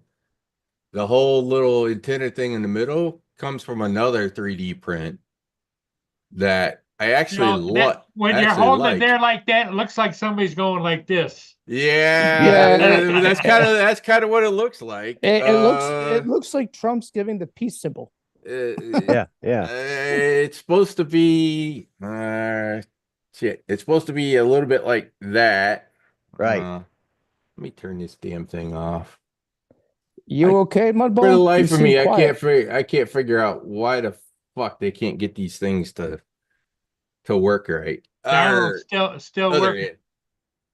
So, but anyways, Couldn't so be. I've got I've literally got zip ties on these, but the one from the guy who makes this drone, who gave this print out, he made the damn tubes too small. The tube doesn't go It's not go long all the enough. way.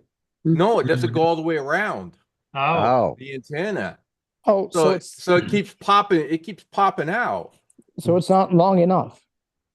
It's not a It's just length, not- it's It's the diameter. diameter. Oh, The diameter is not thick. big enough. So I It's not zip tied them. I zip tied them in there, but today when I was flying it, one of them came out of the zip ties. And It's I'm like, not thick okay, I enough. gotta fix this shit because I'm not gonna be cutting no damn antenna off my damn drone flying Right. around. So that's why I'm doing what I'm doing. Lloyd, did you see Jim was laughing? Yeah, I saw that. Yeah. And then there's yeah. There's two Yeah, I little saw it. rings. There's two little rings on the back. I added those to hold my ELRS antenna okay. because neither one of the mounts had a place to put the antenna. So or that antenna. So I made that.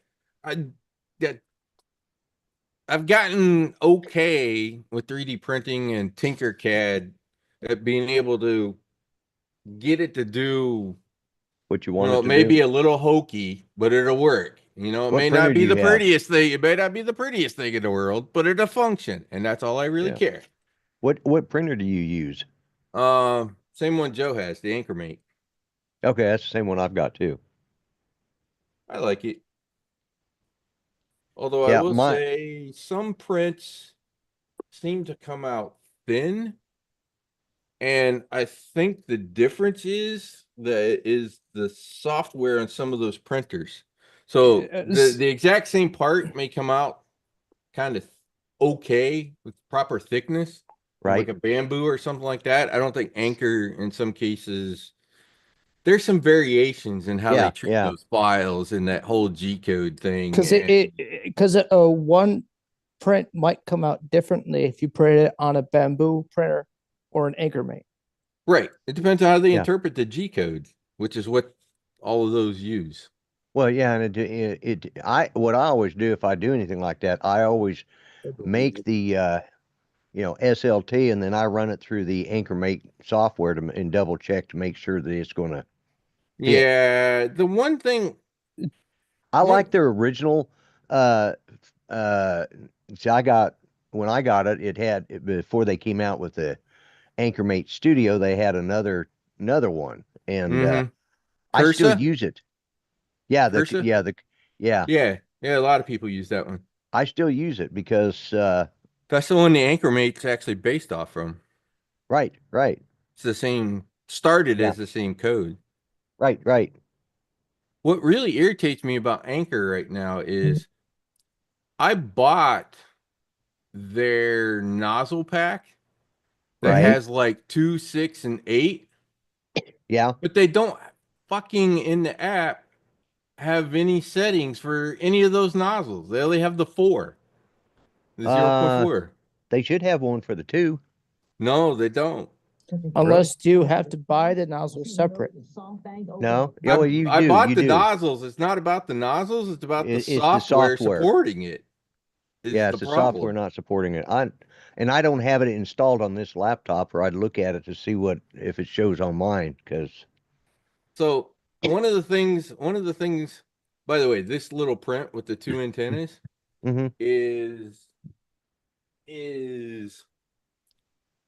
the exact same thing that I did on my little 2.5 inch. Right. It's the same one. Which The difference is on this one, I took the time to create a negative so I could Right. slice, so I can just open it up and slide it in, and I don't have to take the antenna off the 04. Right.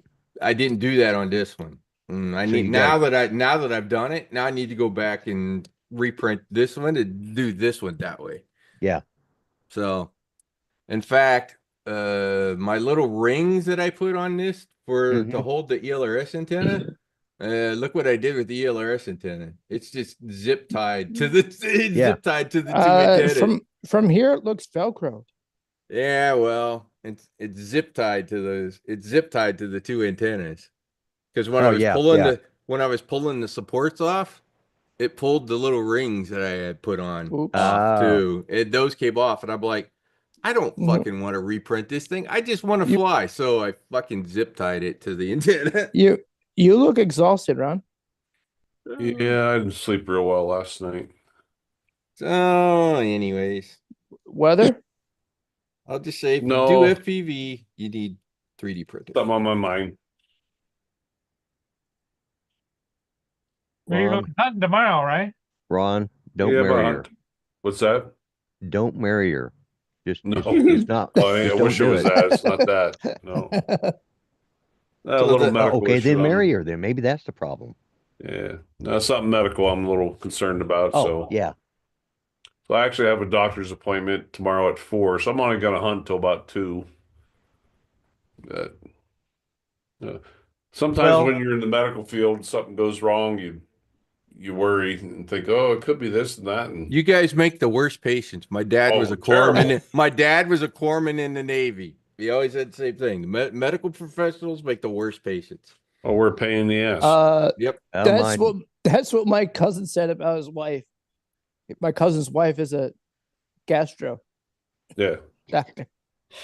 yeah, we're a pain in the ass. Yeah. Yeah, my daughter-in-law's a nurse, and she's been going through all sorts of medical issues. And of course, she knows that she's been at it for so many years. She knows a lot of what's causing the problem. She goes to the doctor, and some doctors haven't realized that it's actually the nurses that do the damn work, and they actually pay attention, But My buddy texted me today from the doctor's office. He's a state trooper.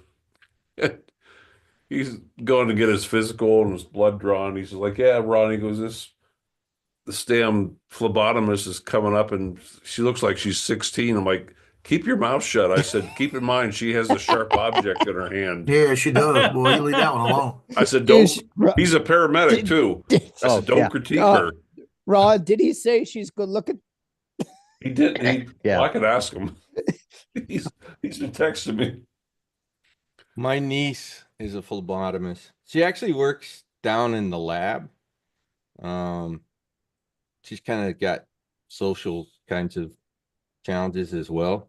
So she got That's one of the those last nice. time I had She my got blood one of those drawn. nice, The cushy. girl asked me, she goes, what do you do for a living? I said, I'm a paramedic. She was like, oh shit, you're probably going to critique me. I'm like, I ain't saying shit. You got a sharp object in your hand. I'm keeping my mouth shut. yeah, I don't know where you're going to point the sharp object. I was a phlebotomist back when I was going to college. The VA had this as a work study program, And I had been working downtown at the VA, at the main VA center. And it's like, I was tired of filing stuff there. You know, it was boring. So the Yeah. next semester they said, well, you want to switch? And I said, yeah. They said, well, we'll send you out to the VA hospital and report to the lab on such and such. I said, okay, great. You know, I go up there and I'm thinking I'm going to be filing reports and, you know, moving. No, first thing they tell me is you're going to learn to draw blood. And I go, do what? Hmm. I said, I'm scared of needles. And they said, well, you're going to have to get over it then, or go Well, back to work downtown. Well, first you gotta learn to find the vein first. Hi, Jody. I got a day and a half training and I You was don't drawing have- blood. You don't have to be scared of needles when it's somebody else you're sticking it in. Yeah. Well, here's a funny thing is I could draw people's blood all day long. And I did it for a long time. When I was, you know, for quite a while. But when Judy went to get her blood drawn, I'd just about pass out. I did pass out once when they put a needle. So I couldn't stand to watch her get her blood drawn. So they just laugh at me because several of them in the labs knew I'd been a phlebotomist, and they just crack up laughing. So Anyway, so This print turned out pretty good. Blood drawn. Lloyd technically Stop, go. Lloyd could teach his son how to do that. So I could do that. What, 3D print that? No, teach your son how to draw blood if he Oh, needs he's it. got a wife that'll do that. She'll teach him better than I could. Oh, She's yeah. used to putting in. now she's now in- those antennas are actually inside those tubes. Yeah. Yeah, that looks good, like that. It, All you it- need is it a looks good. A lot better than what I had on there. I should probably still put zip ties on it because when it crashes, it could pop out, but I don't think it's going to pop out in the air. So I may or may Yeah. not put the zip ties on it. Okay. Mudball, you okay? It's a hell of a lot Yeah. better than the one think he's working that Ron's on busy, something. don't bother He's him. working. it's a hell of a lot better than the one that the God guy knows what he's Yeah, who working made on. this. Don't framed. bother finished Don work because he'll start 3/4 of an picking on hour one of ago. us. All right. He's busy. Don, you doing okay over there? Yep, okay. So you can Yeah. see Just- all the race don't wire disturb him. connectors too Just that I added in. He'll start giving me shit. which adds more LEDs to this thing. Actually, here, let me see. Hey, Ron, Hmm. when I go in and get blood drawn, I tell them right here, I got a vein. You can feel it so good, right? So I'm sitting there and I'm at Mary Burns Perkins now. This is where they do it all the time. And the girl comes up here and she's looking at it and she slaps and gets it all ready and misses, right? So she's starting to dig and I said, it's rolling on you. And she goes, yeah, I can't get it. I might have to switch sides, do the other one. And I said, yeah, do the other one because she was about to hurt me. I could feel it. So she gets the other arm and she starts to do it. And I got the same thing on both arms, right? I mean, and it pops out. So she goes to hit it, it goes to roll. And she goes, oh, shoot, I can't get it. It's rolling again. I said, yeah, it's rolling again. She goes, hold on a minute. She stops what she's doing.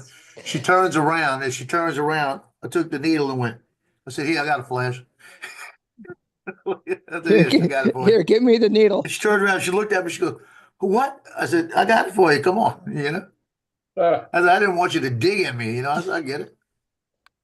You should just say that. You should just say I'm an EMT. She just looked at me and she goes, I'm not gonna ask. I said, yeah, don't ask. You should I have said, said but I'm, I didn't feel like having you dig at me on the other side too. Yeah, she probably thought you were a heroin addict. I don't care what she thought. I know it don't work. Yeah, the problem is he doesn't look like your typical heroin addict. So you should have said I was a doctor in a previous life.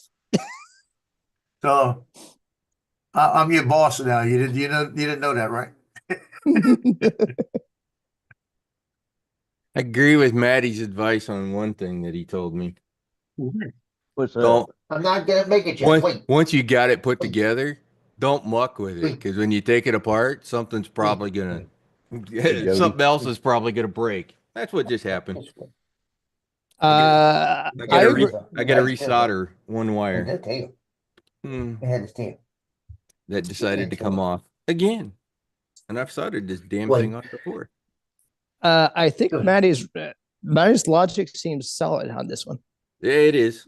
So is his logic around O3s / O4s, and he says just pull the power in the negative and always just solder it to the ESC, because the flight controllers, the BECs, the chips that are on the flight controllers, goofy at best. Some work, some don't work.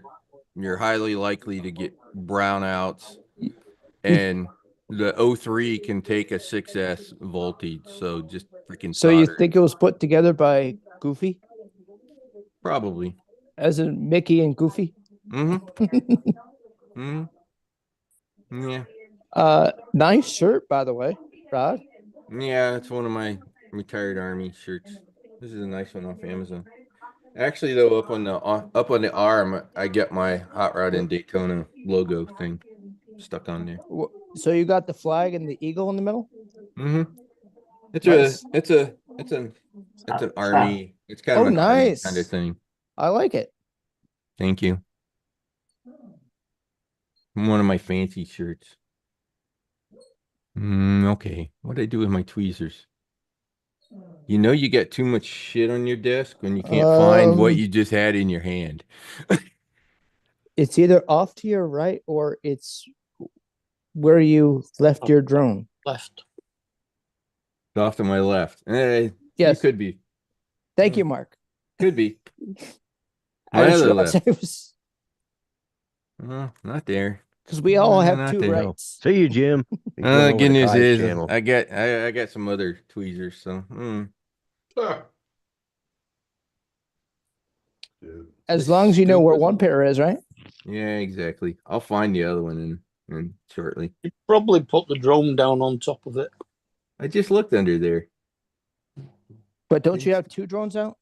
I'll probably be the last place you look.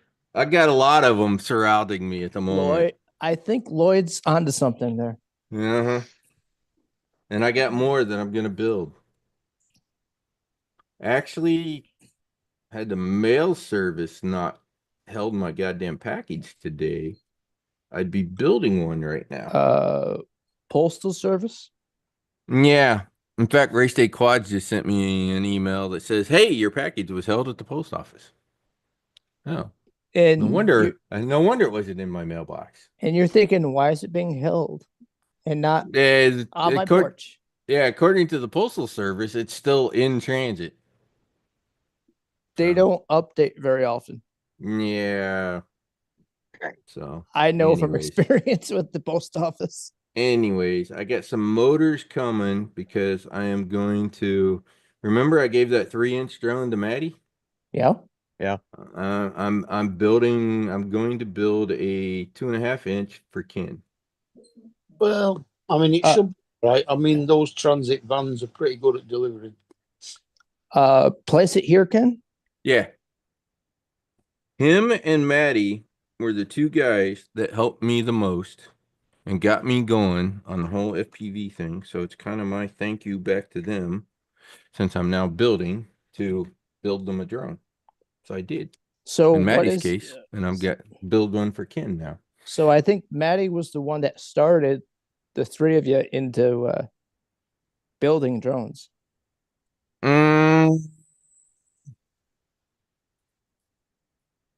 Maddie always answered my questions when I was watching him work on mine and doing the soldering. Right. I tried to pay attention as he did it.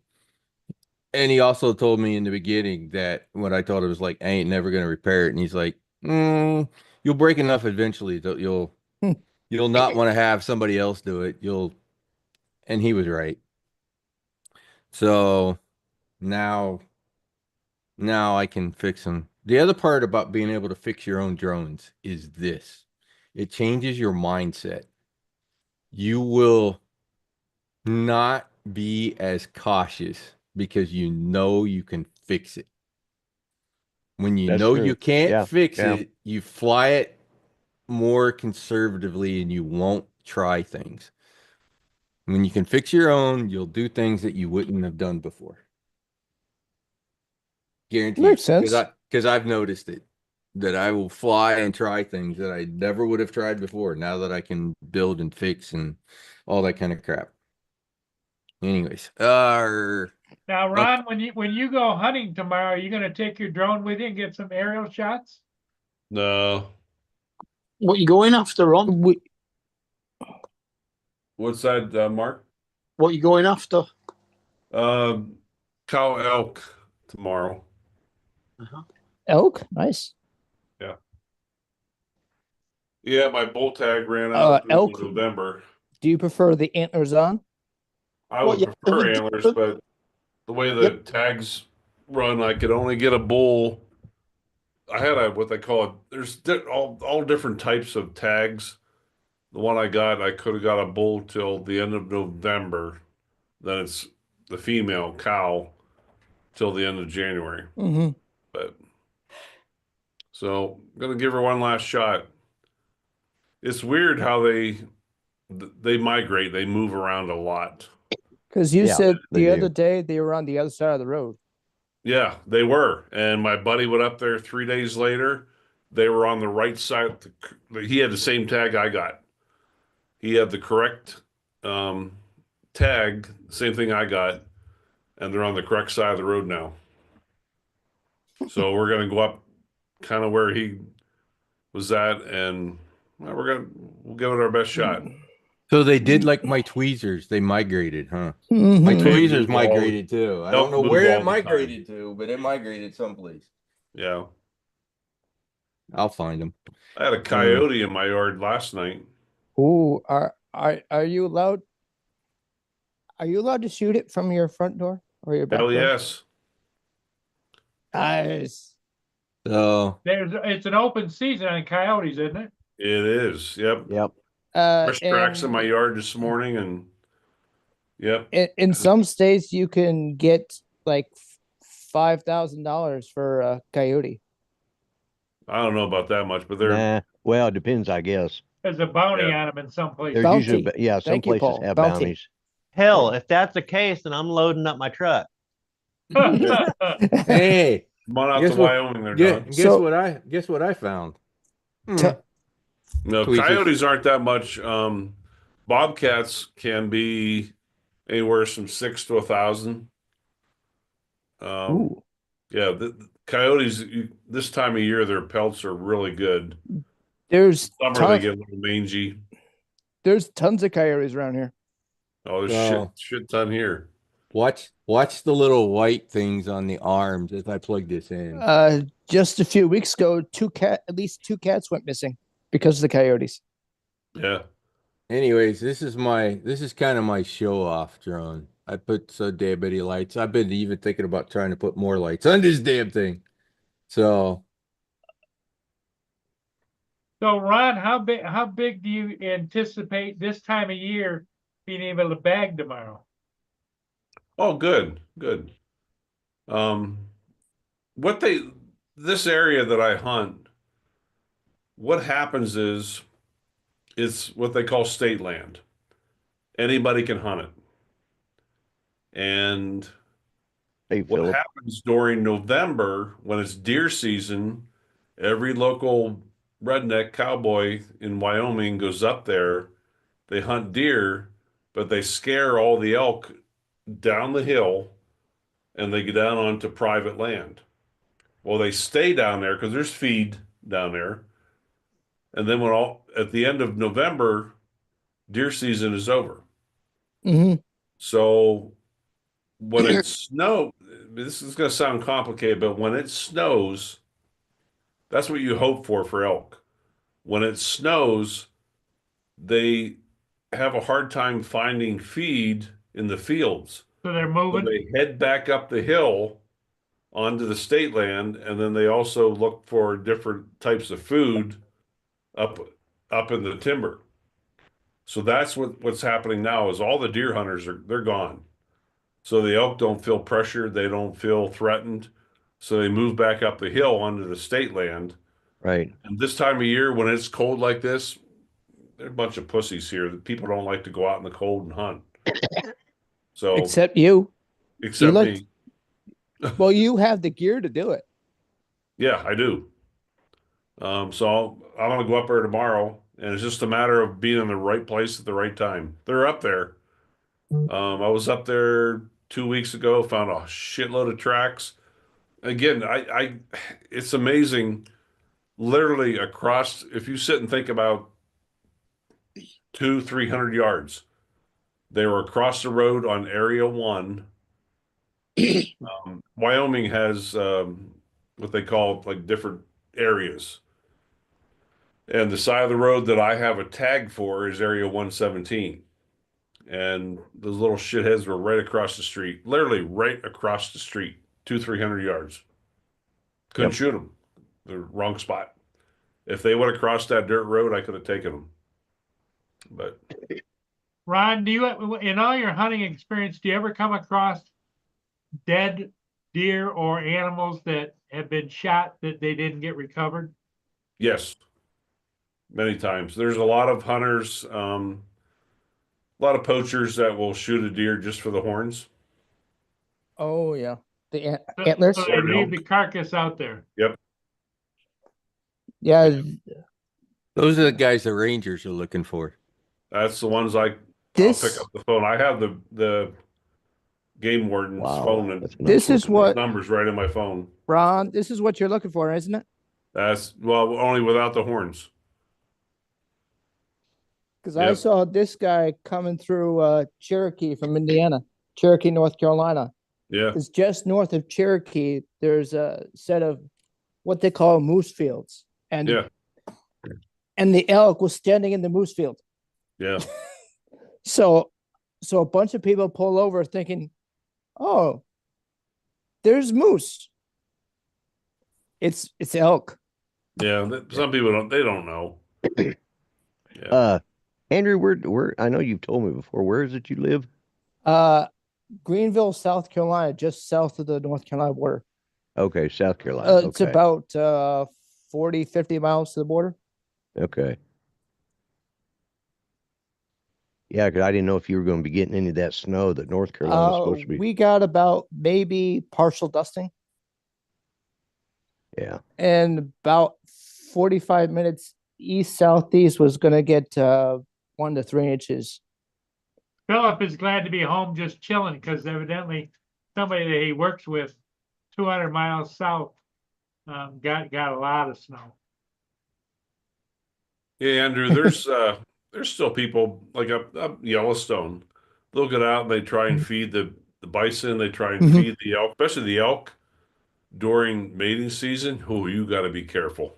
Oh, Yeah. They will ram the side of your car and destroy your car.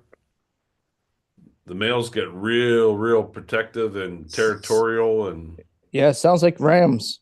Ron, and you know- Ron, do you see a lot of bison out there? I have a bison ranch about 2 miles from the one place I work. Yeah. It's called the Durham, Durham, Durham Ranch. It's the largest free range buffalo ranch in the nation. It's a 52,000 acre ranch. That's where I Yeah. took Don 2 years ago and got his bison. They're not penned up. They're out in the wild. Right. But Durham is a county in the UK. yeah, but we went out and it took us a couple hours. We finally found them, and we got Don a pretty good sized bull, you know. But yeah, I see them all the time. They move pastures all the time for feed, Mhm. and probably once or twice a month I see them down along the road. I just saw them last week. There was probably 300-400 of them right along the road eating. Do Yeah. they have to put out those signs? Please don't pet the woolly cows. Yeah, the fuzzy cows. The Yeah. furry Fuzzy cows. cows. Don't pet the fluffy cows. No, people, believe it or not, people here are a little smarter. But yeah, you get it up in the national It's- parks, you get Yeah, it's the every damn tourists that cause the problems. yeah, they do. Like that. The tourist morons on Instagram. They're called Turons. I was up elk hunting one year up in up in the Uncompahgre Mountains there in Colorado outside of Grand Junction. And there were some California elk hunters out there. Mhm. They'd drawn an elk tag, and so they're out there, and I could see them across the valley. Of course, in Colorado, you get a lot of shots that are like 300 yards. There's some long shots up there in the Oh, yeah. up there in those mountains. So I'm looking up there and I'm hearing this god awful amount sound like it sounded like a war going off, So I pull up my scope to look down there to see what in the hell they were. I brought the scope up so I could see what in the hell are they shooting at. And there these guys were, and they were running uphill and they were just shooting. I mean, as fast as they could shoot at a damn big buck. It was a deer. But it was it's a mule deer, so it's probably bigger than what they were used to seeing, but it still was a damn mule deer. And they come walking back a little while. We started yelling at them, "Hey, knock it off," and yelling across the valley, and they could hear us. They stopped and turned around, and then they come. Finally, we met up. They came back up to their vehicle, and I said, "What in the hell were you doing shooting at that deer?" I said, "No, that was that was an elk. That was a bull elk." I said, "No." I said, "If you look down the road there's a bull elk down there. That's what they look like. That was a deer you were shooting at, you idiot. Go back to California." All the electric's all working up there. God, I hated when Californians would come in and hunt because Oh, yeah. The I had a guy once, a hunter. We saw some elk. First he thought it was a cow. Then I'm trying to remember what he thought it was next. I'm like, no, that's an elk. They didn't know. They don't know. Yeah. That old urban legend about the guy that, they pulls into the weigh station and he's got a mule strapped across his the hood of his. That's not an urban legend. That's a true story. Well, I believe it. It happened. It happened outside of Eagle, Colorado. It was the first year I got to go deer hunting. We pulled into the weigh station, and there was a guy. Everybody was gathered around. So it was a weigh station slash weight station slash cafe and all this, and everybody started gathering around. And we pull in there, and my brother, "What the hell are they all looking at?" And one of the guys says, "You got to come see this." And he looks at me, he says, "Now you need to come see this." He says, "This is your first year hunting, I'll bet, isn't it?" I said, "Yeah, it is." He says, "You got to come see what not to shoot." Damn mule. He had a damn mule strapped across the front of his Jeep that he was, and he was towing a trailer behind him, and it still had shoes on it. Jesus. There's an elk got with a hunter. That ended up being in the Denver Post at one point. Let's see if I can get this. That's a hunter that we had this fall. I would have liked that was a big bull. Yeah. To me, there's nothing better than hearing the bull elk when they whistle up in the. Oh, when they scream, yeah, it's cool as shit. Yeah, it'll scare the hell out of you the first time you hear it. Yeah, and you're not prepared for it. But did you ever hear a mountain lion scream? A what? A mountain lion scream? Yes. It's almost like a whistle. Yes. First time I heard that, I'm like, what in the scared the bejesus out of me. It'll send chills down your spine. I guarantee it. Yeah. But it wasn't a growl. It was it's like a whistle. Whistle, almost like a whistle. Yeah. Yeah. And my sister was living in Sholo, Arizona, which is up in the mountains there.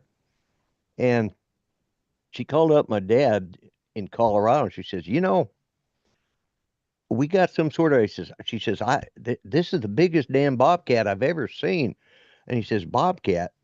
Says, "In the mountains?" He says, "Yeah." I says, "How big is it?" Says, "Oh my God, it's bigger than any, he says, "It's the hugest thing." And he says, "Does it have a tail or not?" "Oh yeah, it's got this tail. It's probably 3 inches around and 3 foot long, Mountain lion. Do not go out there. That's not a bobcat. That's a damn mountain lion." About that time she heard it, and we could hear it over the phone, like, Yeah. Lloyd, when Ron heard that mountain lion scream, he was thinking it might have been Bigfoot, thinking he was pretty. Yeah. How you doing? Here's Oh. this is South Dakota.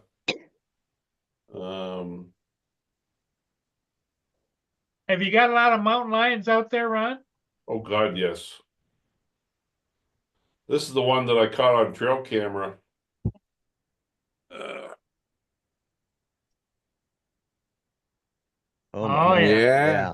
Yeah, That is a big pretty kitty. one too. It's a good looking cat. Yeah, That would look good there in your den right there next to the bear. yes, it would. That's right where he would go. Yep. Well, What? I won't say neighbors of ours, but they built a new section, and one of the first set of people that moved in, they were outside next to the pond with their kid, and they just kind of out in the backyard enjoying the weather, all that kind of good Mhm. stuff.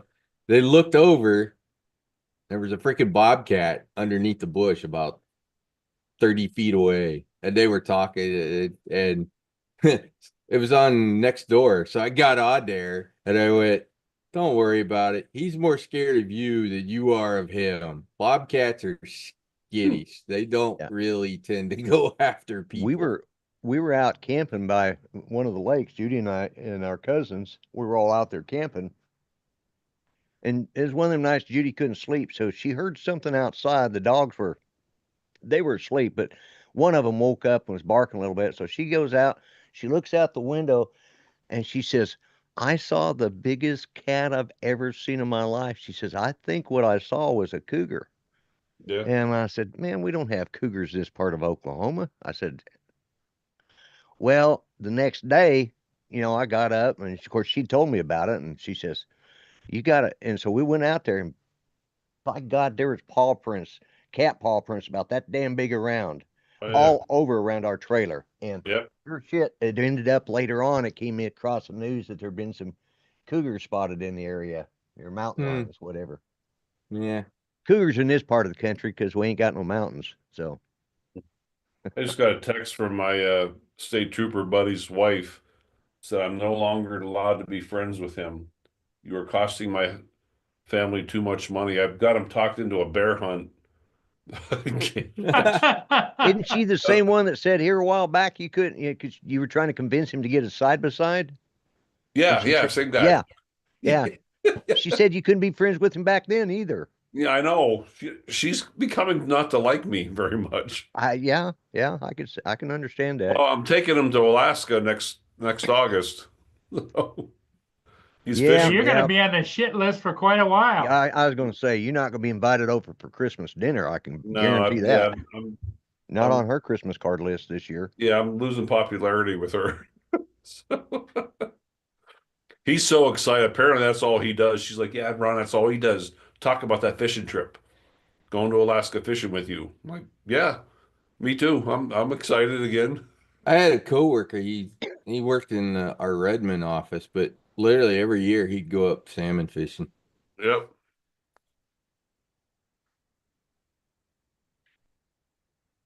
And always brought back a crap Paul, ton. I think I'm going to go in and try to sneak me another nap before bedtime.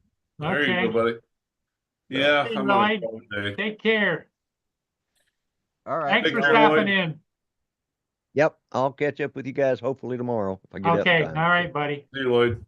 Bye-bye. Bye, Lloyd. Yep. Oh, I'm all excited. The computer's all working now, and the screen looks great. You guys look awesome on here. Like clear, sharp. Okay.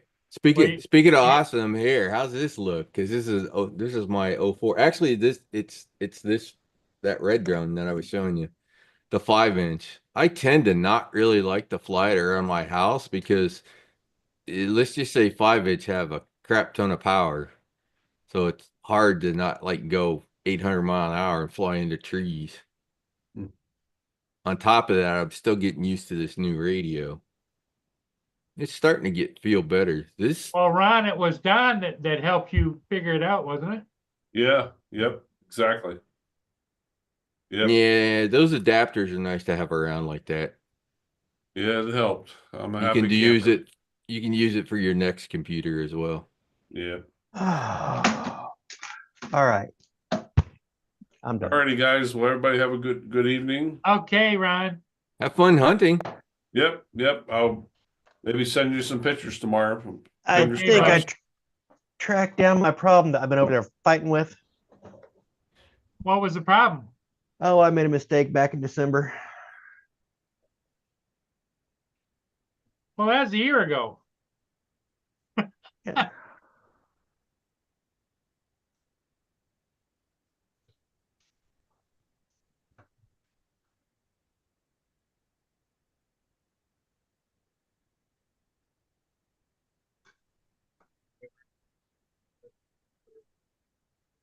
But I actually ended up feeling pretty good about this flight.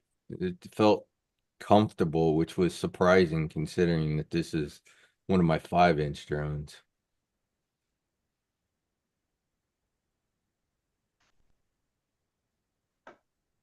But that 04, it's clear as hell.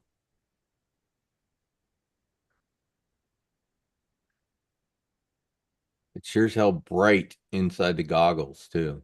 You can see with this, even in dark areas or dark objects, you can see them a lot better. One of these days, I'm gonna hang that drone up in that tree. I just know it.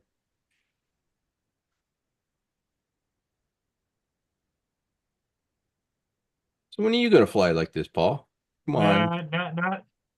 I'm happy you're happy, but I have no interest in flying FPV. Oh, come on. You got a Neo No and a interest Nevada. in flying You got a FPV. Neo and a Nevada. Come on. No interest in flying FPV. I like it. Chicken stir fry. I like it just regular flight, you know? Yeah. I'll tell you what. I'll tell you You when I got good start flying company like with that. Joe. What's that, Don? I was gonna say I'll tell you exactly when I start flying those things. Never. When the government actually bans the camera drones. Here's the kicker, though, and I said this, last week, I think? The Commerce Department is looking at banning all electronics and electronic boards coming from China. So that'd be the flight controllers, the receivers, the radios. Everything. From an Cell FPV, from an FPV perspective, they'd got to put a stop to it. But that's why you got to buy more now and have it in stock. Yeah, okay. that's why I got a box full of crap over here. I got plenty Okay, of so I'll just fly kites. I'm fine with that. Flying a kite? All right. I mean, I ordered 2 more 04 air units, even though I already had 5. I was thinking about buying another flip.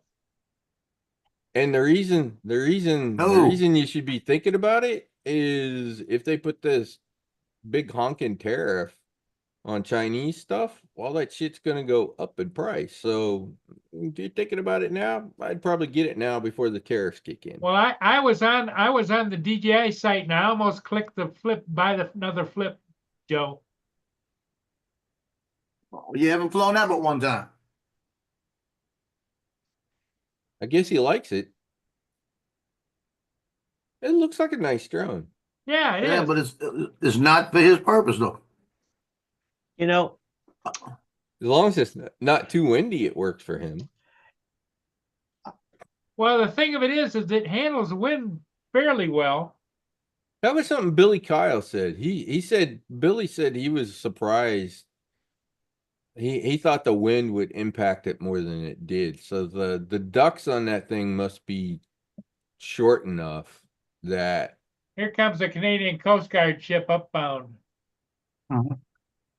Icebreaker. those guards must Right. be thin enough that it's not quite as bad as some other Cinewhoops. Well, the only reason I thought about buying it was I was going to buy the Fly More kit, which is $800, Mm-hmm. and because you get extra batteries and everything, Sure. and it's almost impossible to find. You cannot buy extra batteries for Flip because they don't have them. Not yet. It's too new. They'll have them soon. just like the 04s. You know what you can't buy right now? The cable. Yeah. The cable for the camera. I had to buy the whole camera unit on that one that broke. I showed that picture, right? Yep. What happened to that cable? Match Tech is right. That cable is. I'd never flown the drone and did that to that cable. That was simply me just sort of taking the thing in and out, in and out, in and out as I was mucking around with TPU and routing wires and all that kind of stuff. Just the thing you normally do when you build. You don't put it together once, you put it together about Right. like 5 times until you finally go, okay, I want to do it. I'm happy with this layout. If you've never built the frame before, guaranteed you're gonna put it together, take it apart, put it together, take it apart until you get happy, until you're happy with, okay, yeah, All I right, like it kids. this way. I'm out of here. I solved my Okay, problem. John. Hey, and thanks for my stopping brain is by. dead. Yeah, it's probably about that time. Later, Donald. Joe, so should I buy another one or no? Wait for the batteries. Because huh? Wait to get the battery. That's what you want. Yeah, you will be able to buy just the Flymore kit at some point. All he Which is needs the is a couple of charging- batteries. Which is the charging stand with the batteries. It's a nice charging stand. I saw it. There'll be some aftermarket ones. There always is. I almost always use the aftermarket chargers because the aftermarket chargers will charge all the batteries simultaneously. The DJI chargers will only charge one battery at a time. So, there is that. But Joe's right. If you want to save money, yeah, wait and just buy the batteries. Yeah, just wait. You got care refresh on that thing, right? No, I didn't. Okay, buy the drone. You got 30 days to add it to it. So If you're gonna Add keep to it, it and get your batteries later. yeah, put the care refresh on there for sure. I wouldn't buy a second one.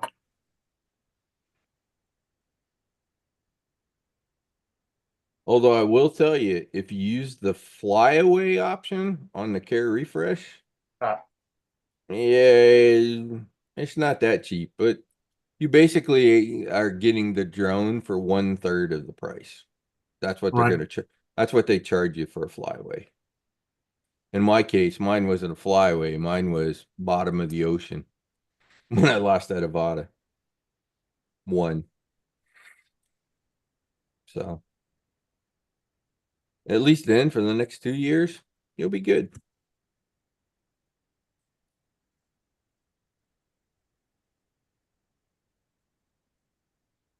How big is your place, Paul? what? How big's your place? Can you have fun flying around inside? No, I don't fly. I never fly indoors. That one you should be able to fly indoors, no problem.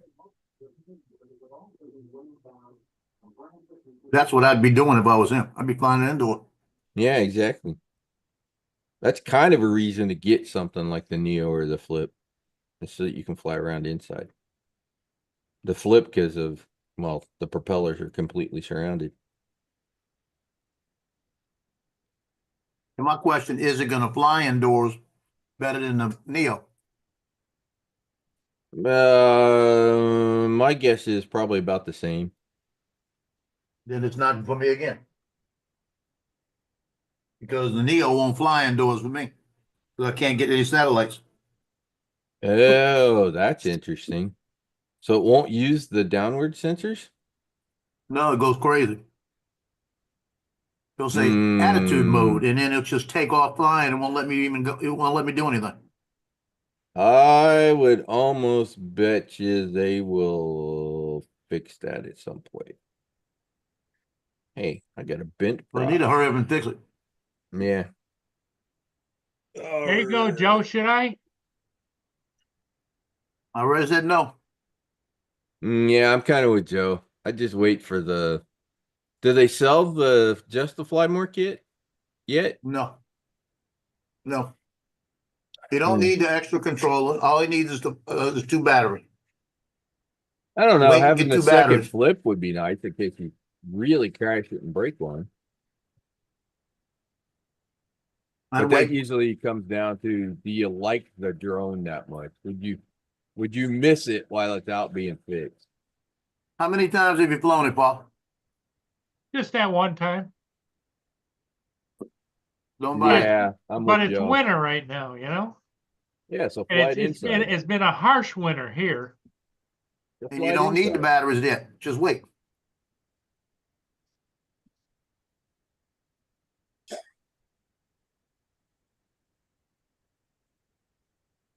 Oh, come on, you stupid prop. I don't know, Joe. I think maybe I should buy it. But Okay, maybe there's another question we need to ask you, Joe. Are you trying to leave any money behind? If No. not, then go ahead and buy the drone.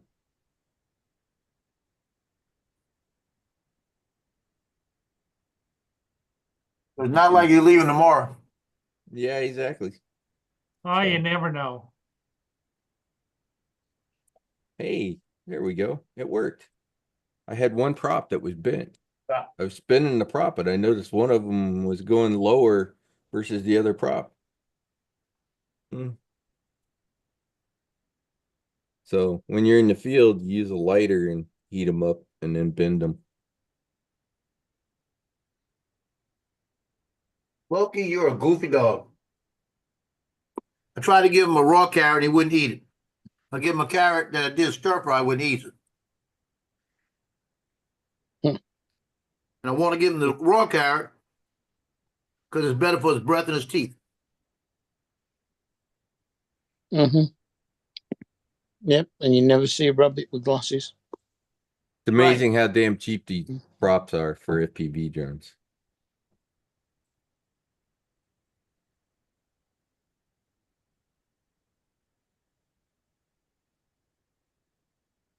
I don't know, Joe. Yeah, you're probably right. No, don't do it. Yeah, just wait for the batteries or the Flymore kit. I'd buy the Flymore kit when they finally release the Flymore kit. Then you'll be fine. Walk at me. I mean, the chances, Paul. Are you going to take it out there and fly it around the ships? Maybe eventually, but not right now. On calm days, you could take it out there and fly it around. Yeah, you know, under like 10 or 12 mile an hour winds, I don't have a problem.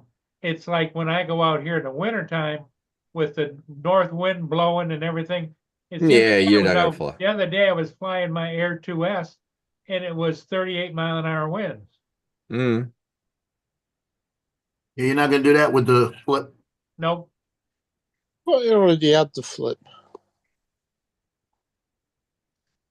I don't know. I had my Autel Evo 2 Pro up in essentially tropical storm force winds at the beach. It held just fine. Everybody Yeah. said that thing was a flying brick, but you know what's good about a flying brick? The wind doesn't impact it nearly as Doesn't much. push it around. Doesn't push it Exactly. around. Makes for a stable camera platform. So Mhm.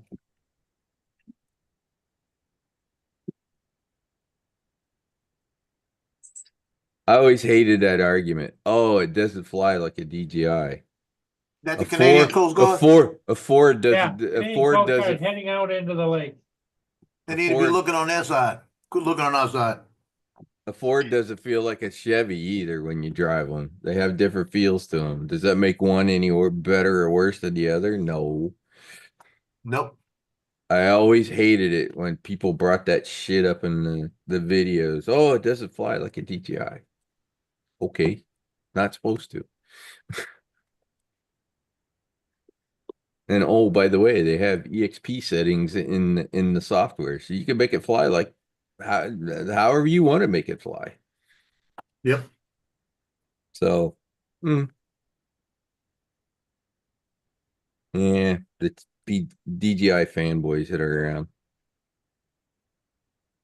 Yep. Drives me drove me crazy for a while. I don't worry about it anymore. Okay, everybody, I think I'm gonna call it. Okay.